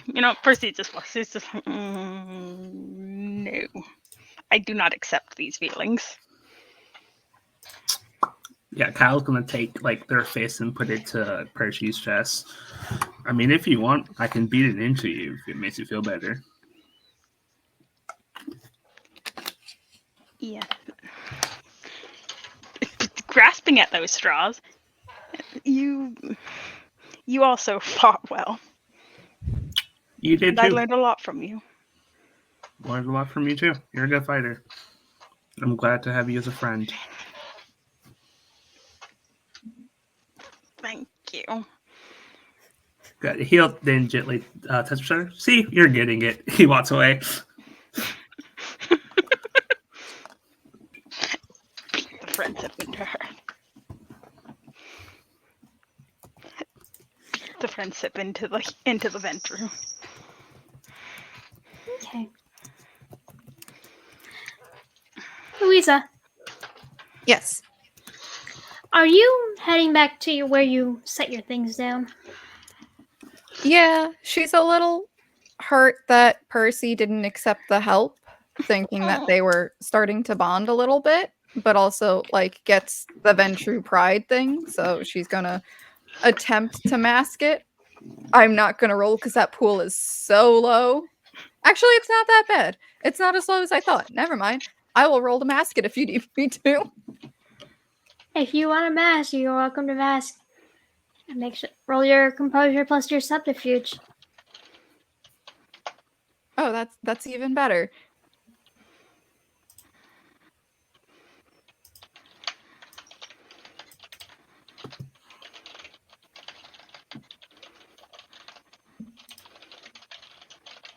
I'm not burning willpower. We're just gonna deal with those consequences.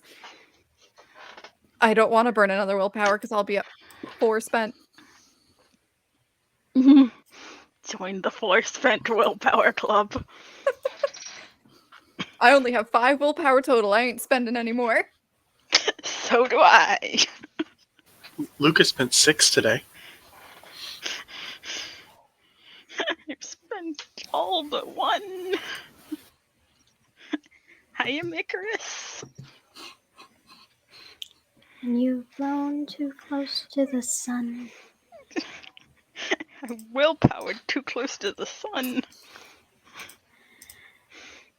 Okay, so I'm gonna say that Louisa turned away, so I don't have to do anything about your bestial and your bad masking. Okay. But the minute you turn around, it's going to be registered. Okay.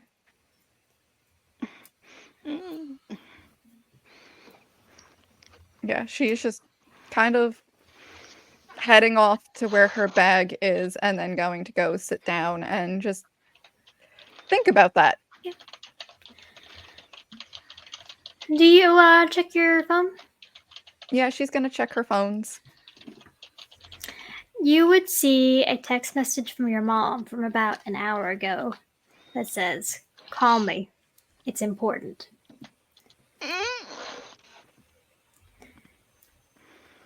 Yeah, she's going to stand up. Miss King, I will be right back. I need to go make a phone call. Of course, Louisa. And she's going to step somewhere private and go call her mom. Okay. Are there bathrooms in here, Luke? No, because this is Okay. a vampire-only establishment. There's no need for those things. Okay. I couldn't remember if this was vampire only or not. Yeah, this place is vampire-only. The other place is Okay. ostensibly not, but he still doesn't let normal people in, really. Everything's by appointment only. Nah, I getcha. So, Louisa, you step aside. You call your mom. Rings once, twice, 3 times. Louisa. Ciao, Mama. What's going on? Oh, I just wanted to call you because it's been a while since I've heard you. And I ran into your boyfriend earlier. You did? Yes, I was out shopping and we were at the farmer's market and I saw him. He was open very late.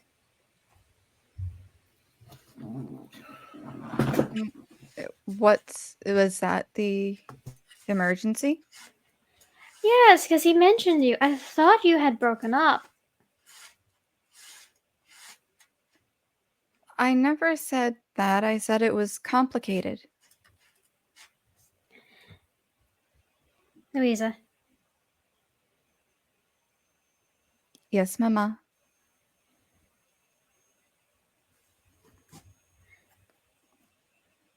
what do you mean by complicated?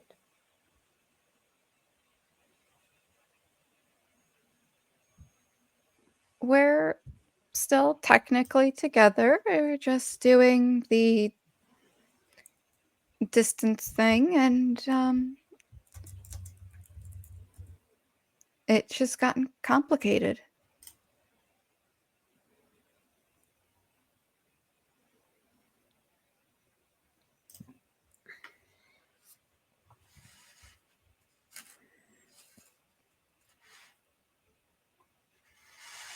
Right. He, you mentioned seeing your brothers around town.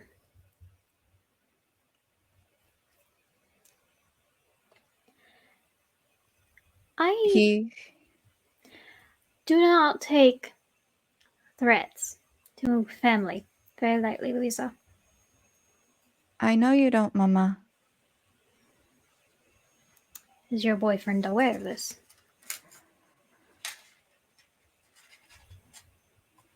I don't think so. I mean, I mentioned to him how strong and terrifying of a woman you can be. I see.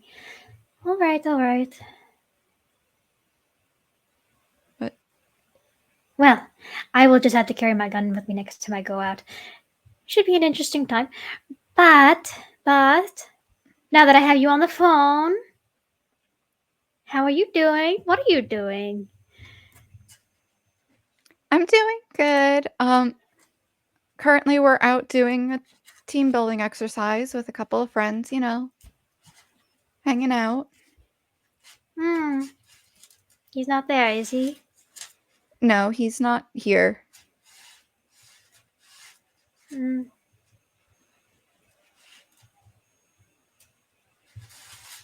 doesn't have people keeping you there, does he?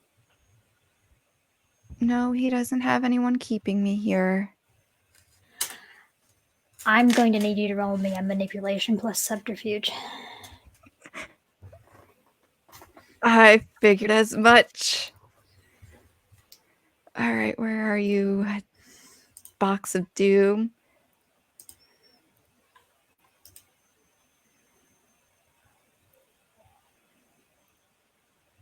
Where'd it go? There it is.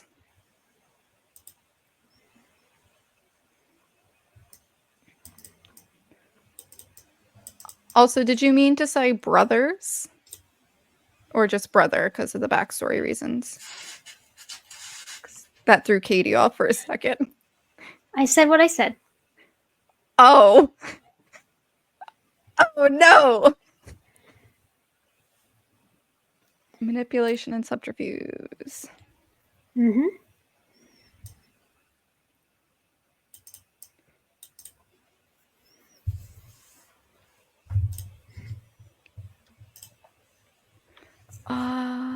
You know what? May I blood surge? Sure. Okay. 6 with the crit. I don't get hungry either.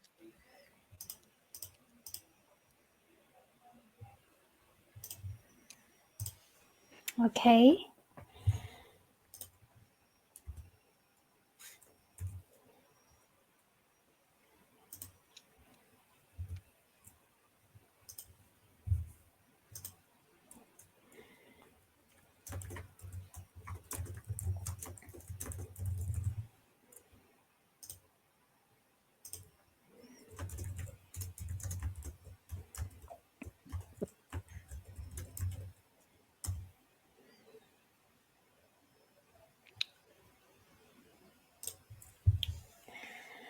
Alright, alright. You know me, I just worry. I know you do, Mama. You just. You're my precious baby girl, and I miss you, and I do not like that he is still in your life.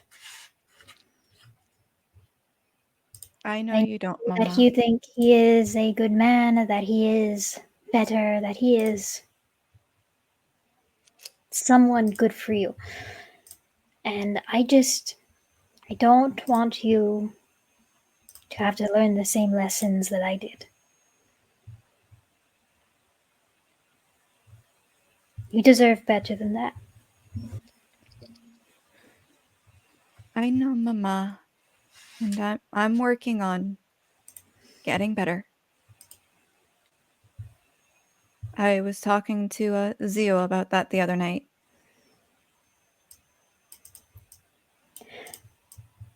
Good, you saw him. Did you make sure that he wasn't working the whole time? Because I'm fairly certain that he probably takes his squad car everywhere.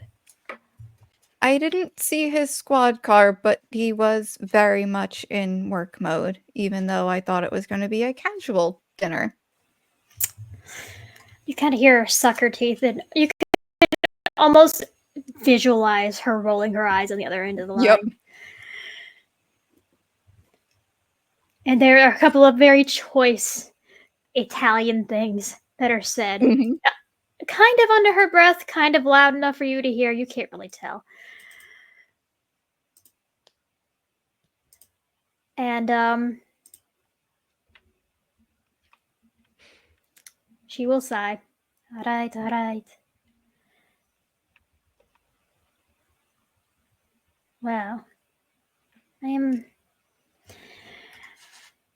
happy you are keeping an eye on your Zio. I know that you probably thought he was supposed to be over there keeping an eye on you, but he barely has any eyes to keep anywhere outside of his work. Yeah, I know, and I would not be surprised if he uses his position to maneuver himself where he can do both. He may try, but he may also forget to eat for 3 days again and start hallucinating. Which is something that he has done, and I will yell at him again if he does it again. Why does that not surprise me on either account? Yes, do you know what he thinks he saw last time that he was hallucinating in all this? Well, what was that? He thought he saw your boyfriend going very quickly. It's like appearing in one spot and then in another.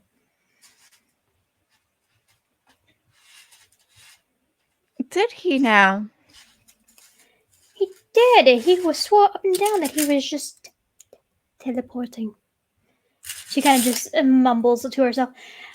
Utter nonsense, that man. Yeah, utter nonsense. Gonna need another composure plus subterfuge, please. Yep.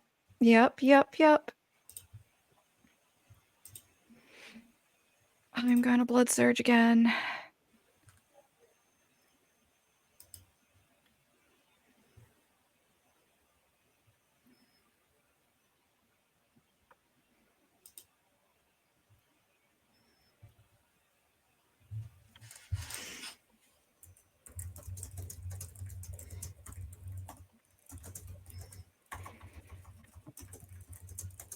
Oh, no, we're burning a willpower. Okay.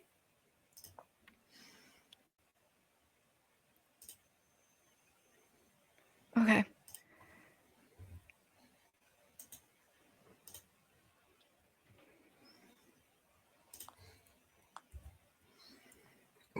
Still not hungrier, though. It's fine. Good.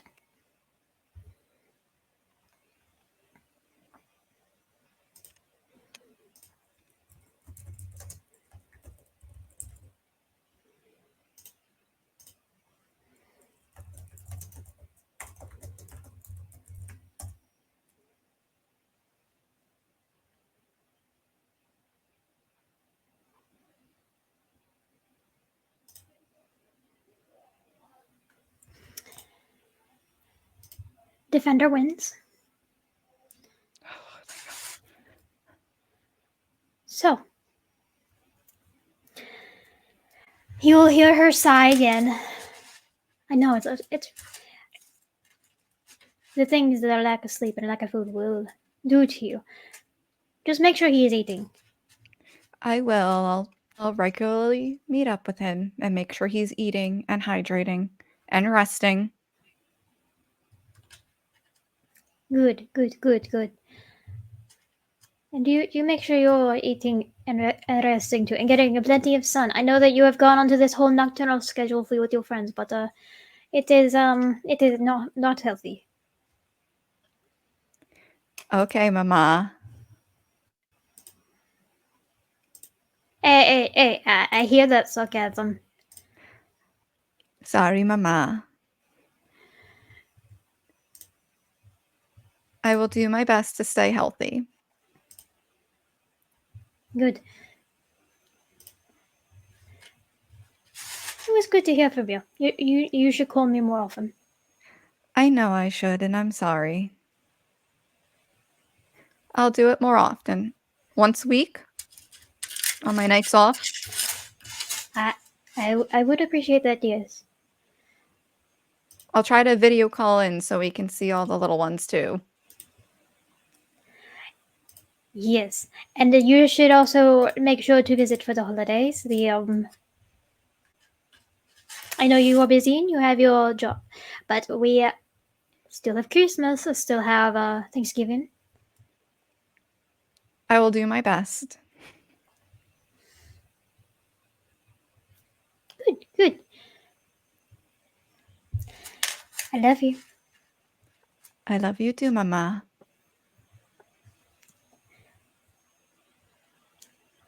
Have a good night, my sweet You songbird. too. And she'll hang out.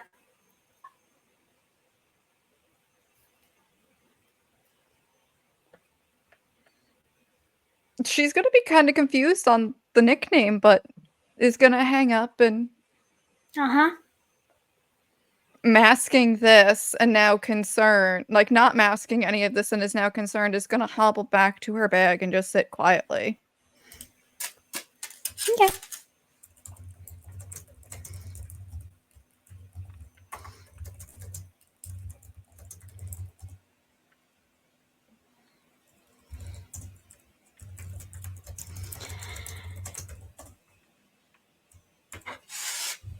Okay. So, Maddie, Cal, Louisa, Percy, Luke, y'all are all back in the same room again.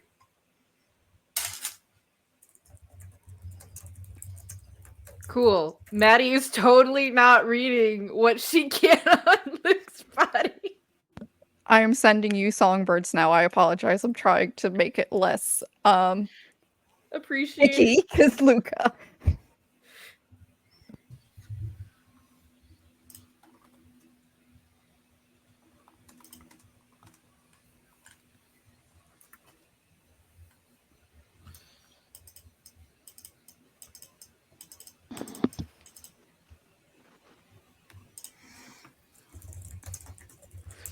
But actually, Cal's gonna go walk up to Natasha and well ask, what did you think of what all happened today? Any insight you can offer? Natasha will look you over, Calvin. Kind of study you for a moment.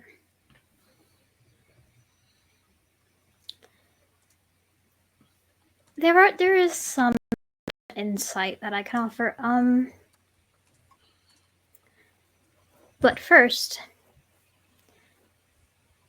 on another night, I think we should practice you with one-handed swords, just to see how you do with them.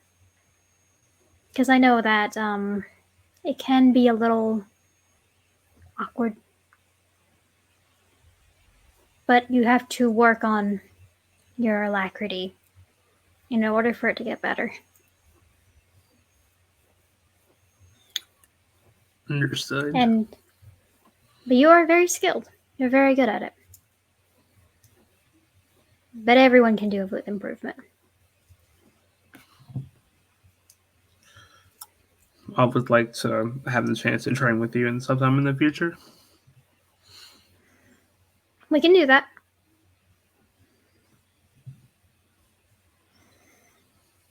I also do want to talk to you about some other stuff, but that's for then. She'll nod in agreement. I think he's gonna go wander to sit and kind of listen.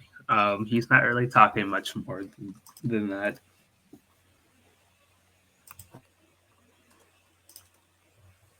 Okay. I'll start from the top. Maddie, what you doing? Totally not reading Luke at all. You know, there's words in front of her. She's the type of girl that just will read if anything's put in. Got it. Luke is your new best friend because he is a walking book. Yes. He told her some disconcerting things, but overall he seems okay. She has no idea what clan he is. She's very confused. Who eats memories? That's the secret, Captain. Everyone's confused. And is Luke okay with her just reading him? Yeah, and he's not trying to hide anything. Okay. And Louisa, you came in quietly and sat down and have a look of concern on your face.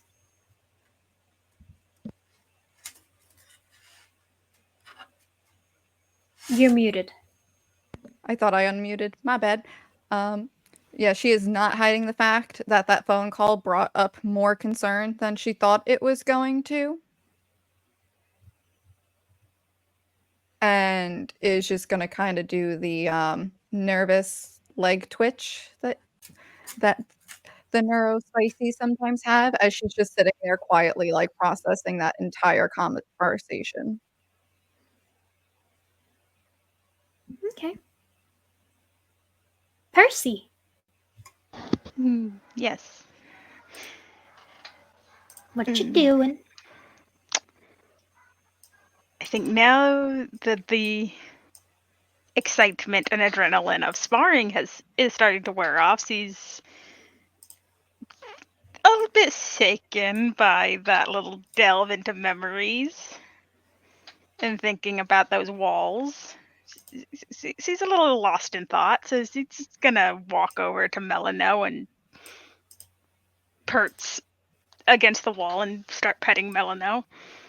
Also trying not to think about how hungry she is. She's kind of just trying to avoid thoughts of friendship.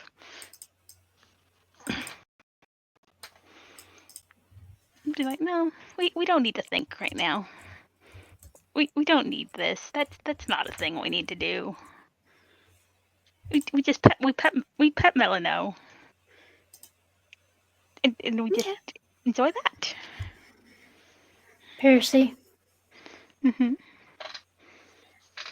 You can feel that hunger, and it is loud and roaring in your mind. It is crawling up the back of your throat. It is twisting your stomach.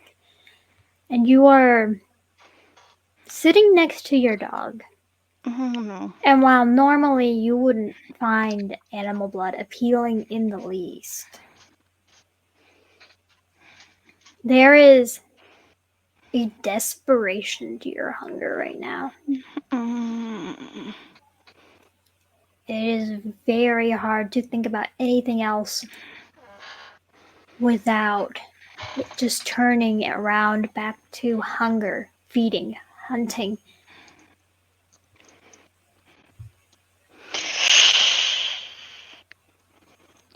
What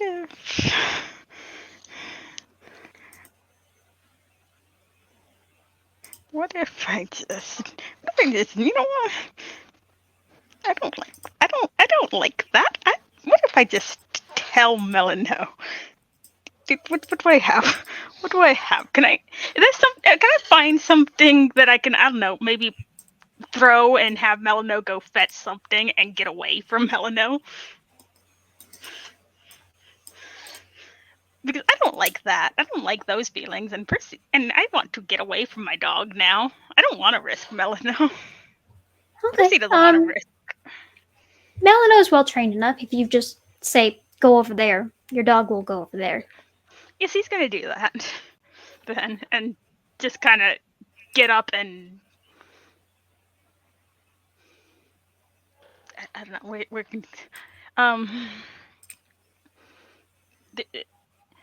Natasha will meet your stare. how many? She'll raise her brows. Do we need to get you something?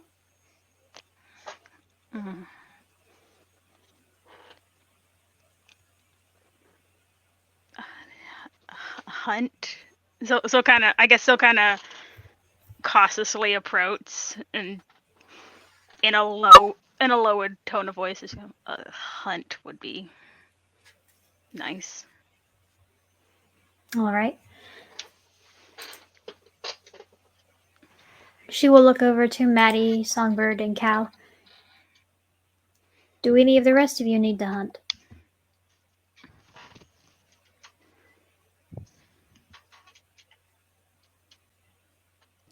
Very hungry. I'm very hungry. I can, but I prefer to hunt alone for my particular thing.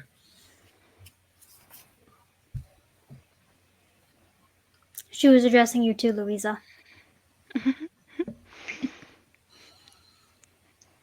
Muted. There we go. Okay. You're muted again. Okay, so she wasn't muted, but I saw her. Yeah, okay. Are we good? Okay. She kind of would have like, because she's so focused on that, would have just been like, I'm sorry, I'm okay for now. I can call for someone later. Natasha would look over to you, Luke. I'm going to take these two. And she points at Percy and Maddie. And we're going to get them something to eat. Of course. I am unsure of what you feed on, and it's impolite to ask, so I will not. I will see to myself. That is fine. All right. Are you okay with these two staying here, or would you like me to take them with me? If they have more questions or anything else, they're fine to stay. Okay. Cal and Louisa, do you want to stay? Sure. I love how we just looked at each other being like, are we going to have this talk finally? Yeah, I'm staying. All the drama. Okay. So, Percy and Maddie, we are going to go on a pursuer hunt together. Yes! Yeah. Hopefully I can do it this time. Whoever has the largest pool, give me an intelligence plus investigation. You have all specs with heightened senses, you may add it. Whoever is rolling gets a 2 dice bonus as help from both Natasha and Hello. whoever. StreamYard. Ink, we hear you. Ink. We hear you, Ink. Ink. Ink. Is lagging. Oh no. StreamYard, lag. please. Is lagging. I can hear. It seems to be back. Hello. Hi. Excellent. Okay. Percy, what is your pool for intelligence plus investigation? A 4 plus my profiling specialty. Yes. 8. Okay.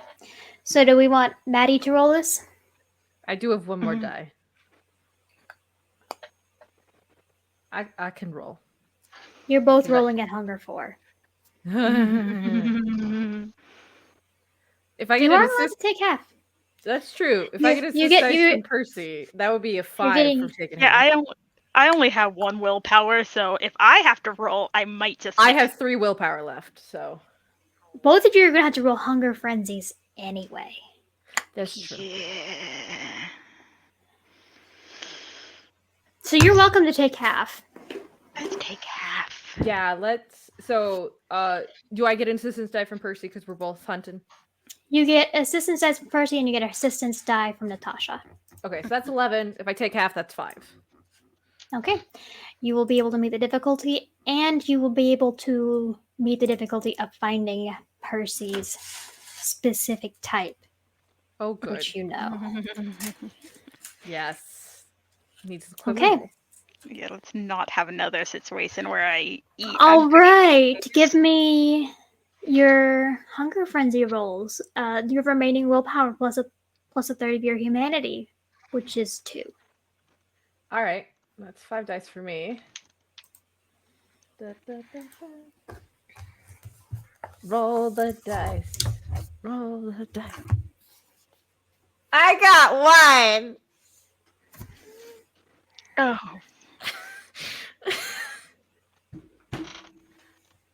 Well, Maddie's getting steak. I think this is going to be her first time getting staked. I have a thing for this. I may have. I slightly zoned out. What was it? What were we rolling? Your remaining willpower plus a third of your humanity, which is plus 2. So I think you're rolling 3 dice. Yeah, I only have 1 willpower. Yeah, you're rolling 3 dice. That's a straight roll. Okay. Oh boy. 2 No successes. blood die. Okay.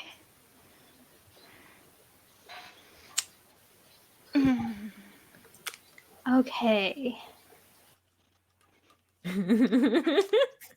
Hungry, hungry fledglings.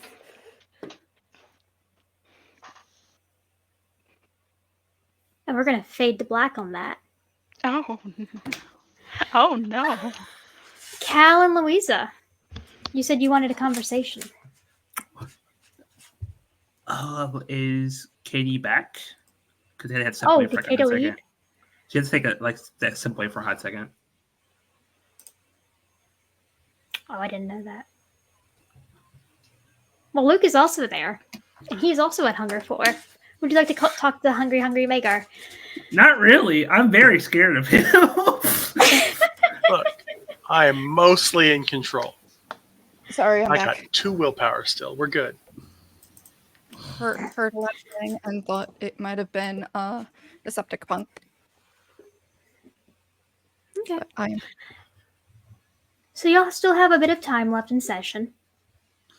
What are Cal and Louisa talking about while under the supervision of Mr. Mallory? Yeah. House is going to look at Louisa and see, and he sees that she is panicking about something, or is it just like what would he see in general? It's not necessarily panic, but it's concern of whatever she just got off the phone talking about. Okay. He is going to go over towards her and kind of sit next to her, but there's still space between them. And he would be like, are you good? Are you okay? Well, that was my mother.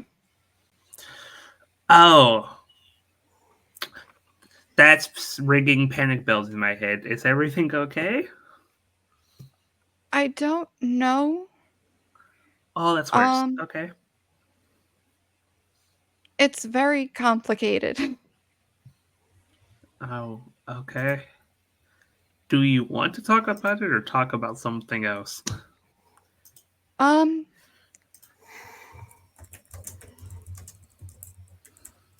Well, I don't know. Because I know you've been feeling off as of late for reasons that you haven't told us yet, and I'm not going to pry. It's not my business, but we're here for you just like you say you're here for us. Okay. Then how about we do this? We both tell each other what's wrong. You don't have to go into specifics if you don't want to. All right. Would you like to go first? Or like me to go first? I don't know how you will react to this. So why don't you go first? I mean, to be fair, this life has, but You will get used to it, unfortunately. unfortunately, well, a while ago, about a week or two ago, I was training with my sire. I mentioned it in the group chat, but a werewolf attacked us and ripped off her arm and was beating her with it, and I got away as much as I really didn't want to. A day after, I felt a snap. Um, I don't know exactly what's going on or what happened, but I have never felt this bad in my life. I feel like a part of me is gone and I can never get it back. I am longing for something I don't even understand. And this sensation in my foot won't go away. So, yeah, that's why I've been this way because I feel so much and I can't stop feeling. I am so sorry, Cal. Yeah. I know there's not much I can do to help, but if there's anything you can think of that you would like me to do to help, I I can relate in a different way, but I can relate to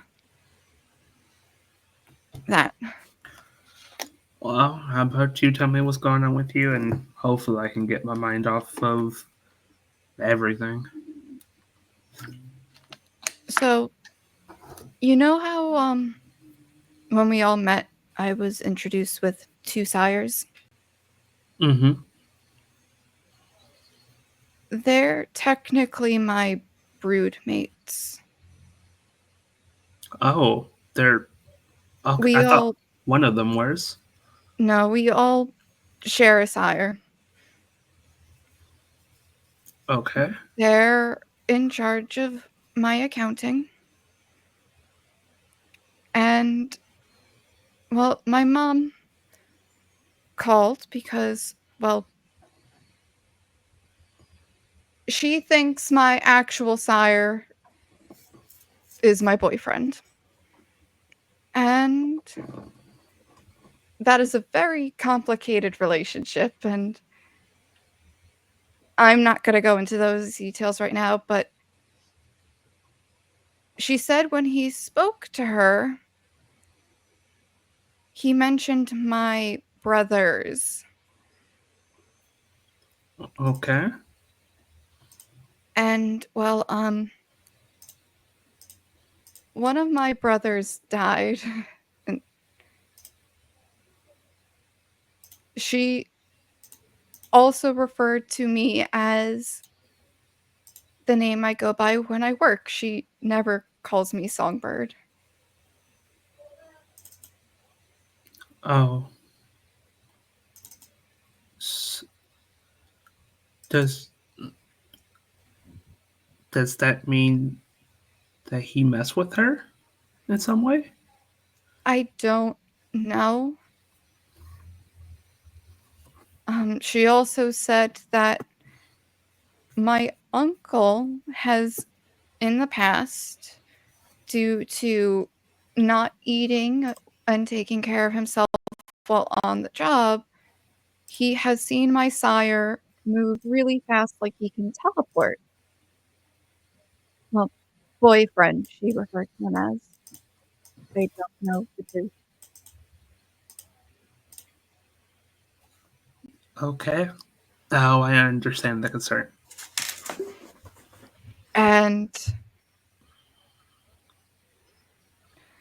it isn't the first time my sire has gotten caught doing something to break the masquerade. Oh, is that why he's not here, or is that a totally different story? That's part of why I am here.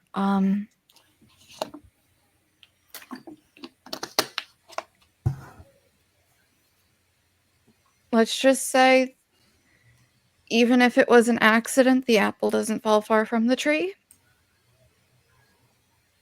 Oh. Oh. I messed up really bad in Chicago.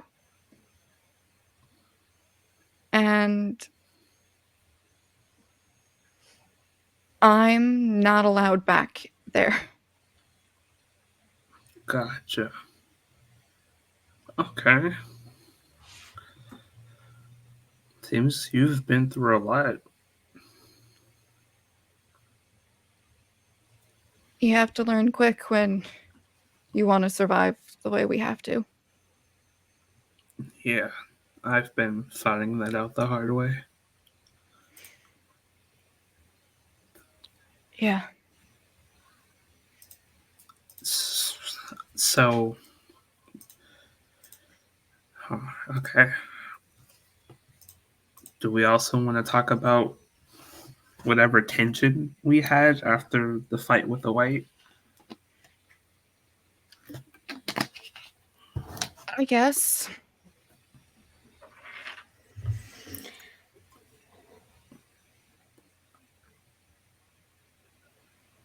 Oh, I'm going first? I went Cal and first. Louisa, Okay. your phone, both of your phones buzz. Oh, look at it. Yeah, Kyle will look at it. It is from Natasha. She is telling you that you both need to find your own ways home. That she had an incident with Maddie and Percy and she has to deal with them. He'll text back. Do you need help? She will send back, I am okay. They are okay. But we need to lay low. Oh, dear. Sweet. Sweet Lord. Kyle will look to Louisa. Okay, that's a thing. Guess it didn't go well. I'm guessing not. They did both look really hungry. Trouble? Yeah. It looks like the hunt didn't go well. She didn't give us details. She told us to find our own way home. Do you need help with that? No, I drove here. But thank you. I took the buses. I can take them back if I need to. I'm taking you home, or at least taking you close to it, where you feel comfortable. I could always call Oceano. One of them can pick me up. But I'm here. I can take you.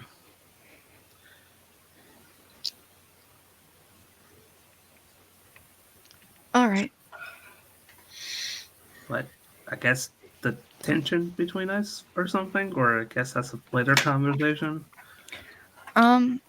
We could talk about it on the car ride there or later.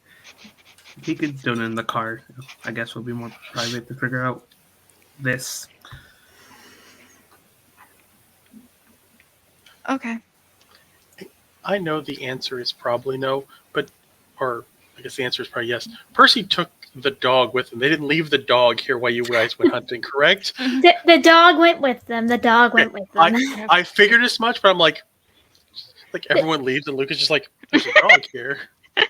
Cal would have took Melano because Cal could talk to Melano. If Melano was left, Cal would have been like, I got you, Melano. Follow me. That's not a person. I'm fine with this. It's They it's can the hang out. it's the Markiplier audio. It's the you did good. Also, why are you still here? Whose dog is this? Luke just becoming the babysitter for all the familiars because they're the only ones he can stand. Yeah, they're not people. It's fine. Okay. So as Louisa and Calvin say their polite goodbyes to Luke, thank him for letting them learn there, and say that they'll probably be back again for another class. They get into their car, and they'll leave, and we'll fade out of that scene, and we'll open back up on I'm so scared. Natasha washing her hands Yeah. Yeah. with two staked bodies behind her, laying out on Oh no! there is blood caked up her wrists and forearms, and it seems to be coming out of her palms and leaking down the sides of her face. And she is taking rough, haggard breath. And she makes, and it sounds like she is on the tail end of a phone call. Yes, thank you, Mr. Islington. I need you to come and pick up your child. She had a mess feeding. It is quite all right. Everything has been cleaned up, but she is... I am afraid I have overtaxed myself, but I think it was necessary considering the state of both of them. I do hope you accept my sincere apologies for not keeping them company. But I do not entirely trust myself in this state with them. Thank you. Thank you. For your... Yes. We have a discreet way for you to get in and out. Yes, of course. She'll hang up, and there'll be another phone call. This one's much shorter, much curter. And it's to Hades. Oh.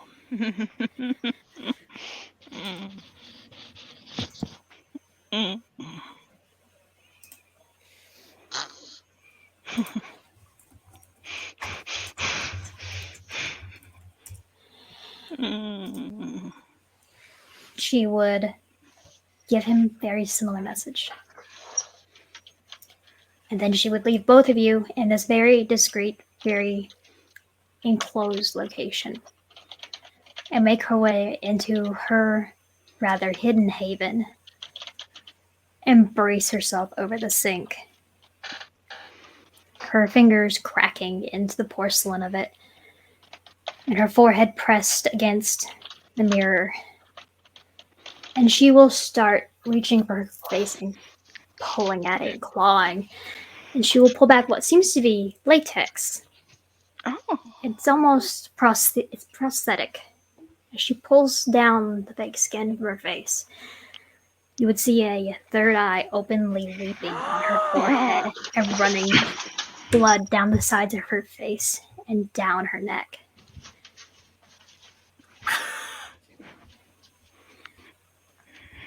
And we will fade out of that scene. What? Thank you for joining us for this coterie session of Philly by Night for the Fledglings. Oh I can't wait to see you next year.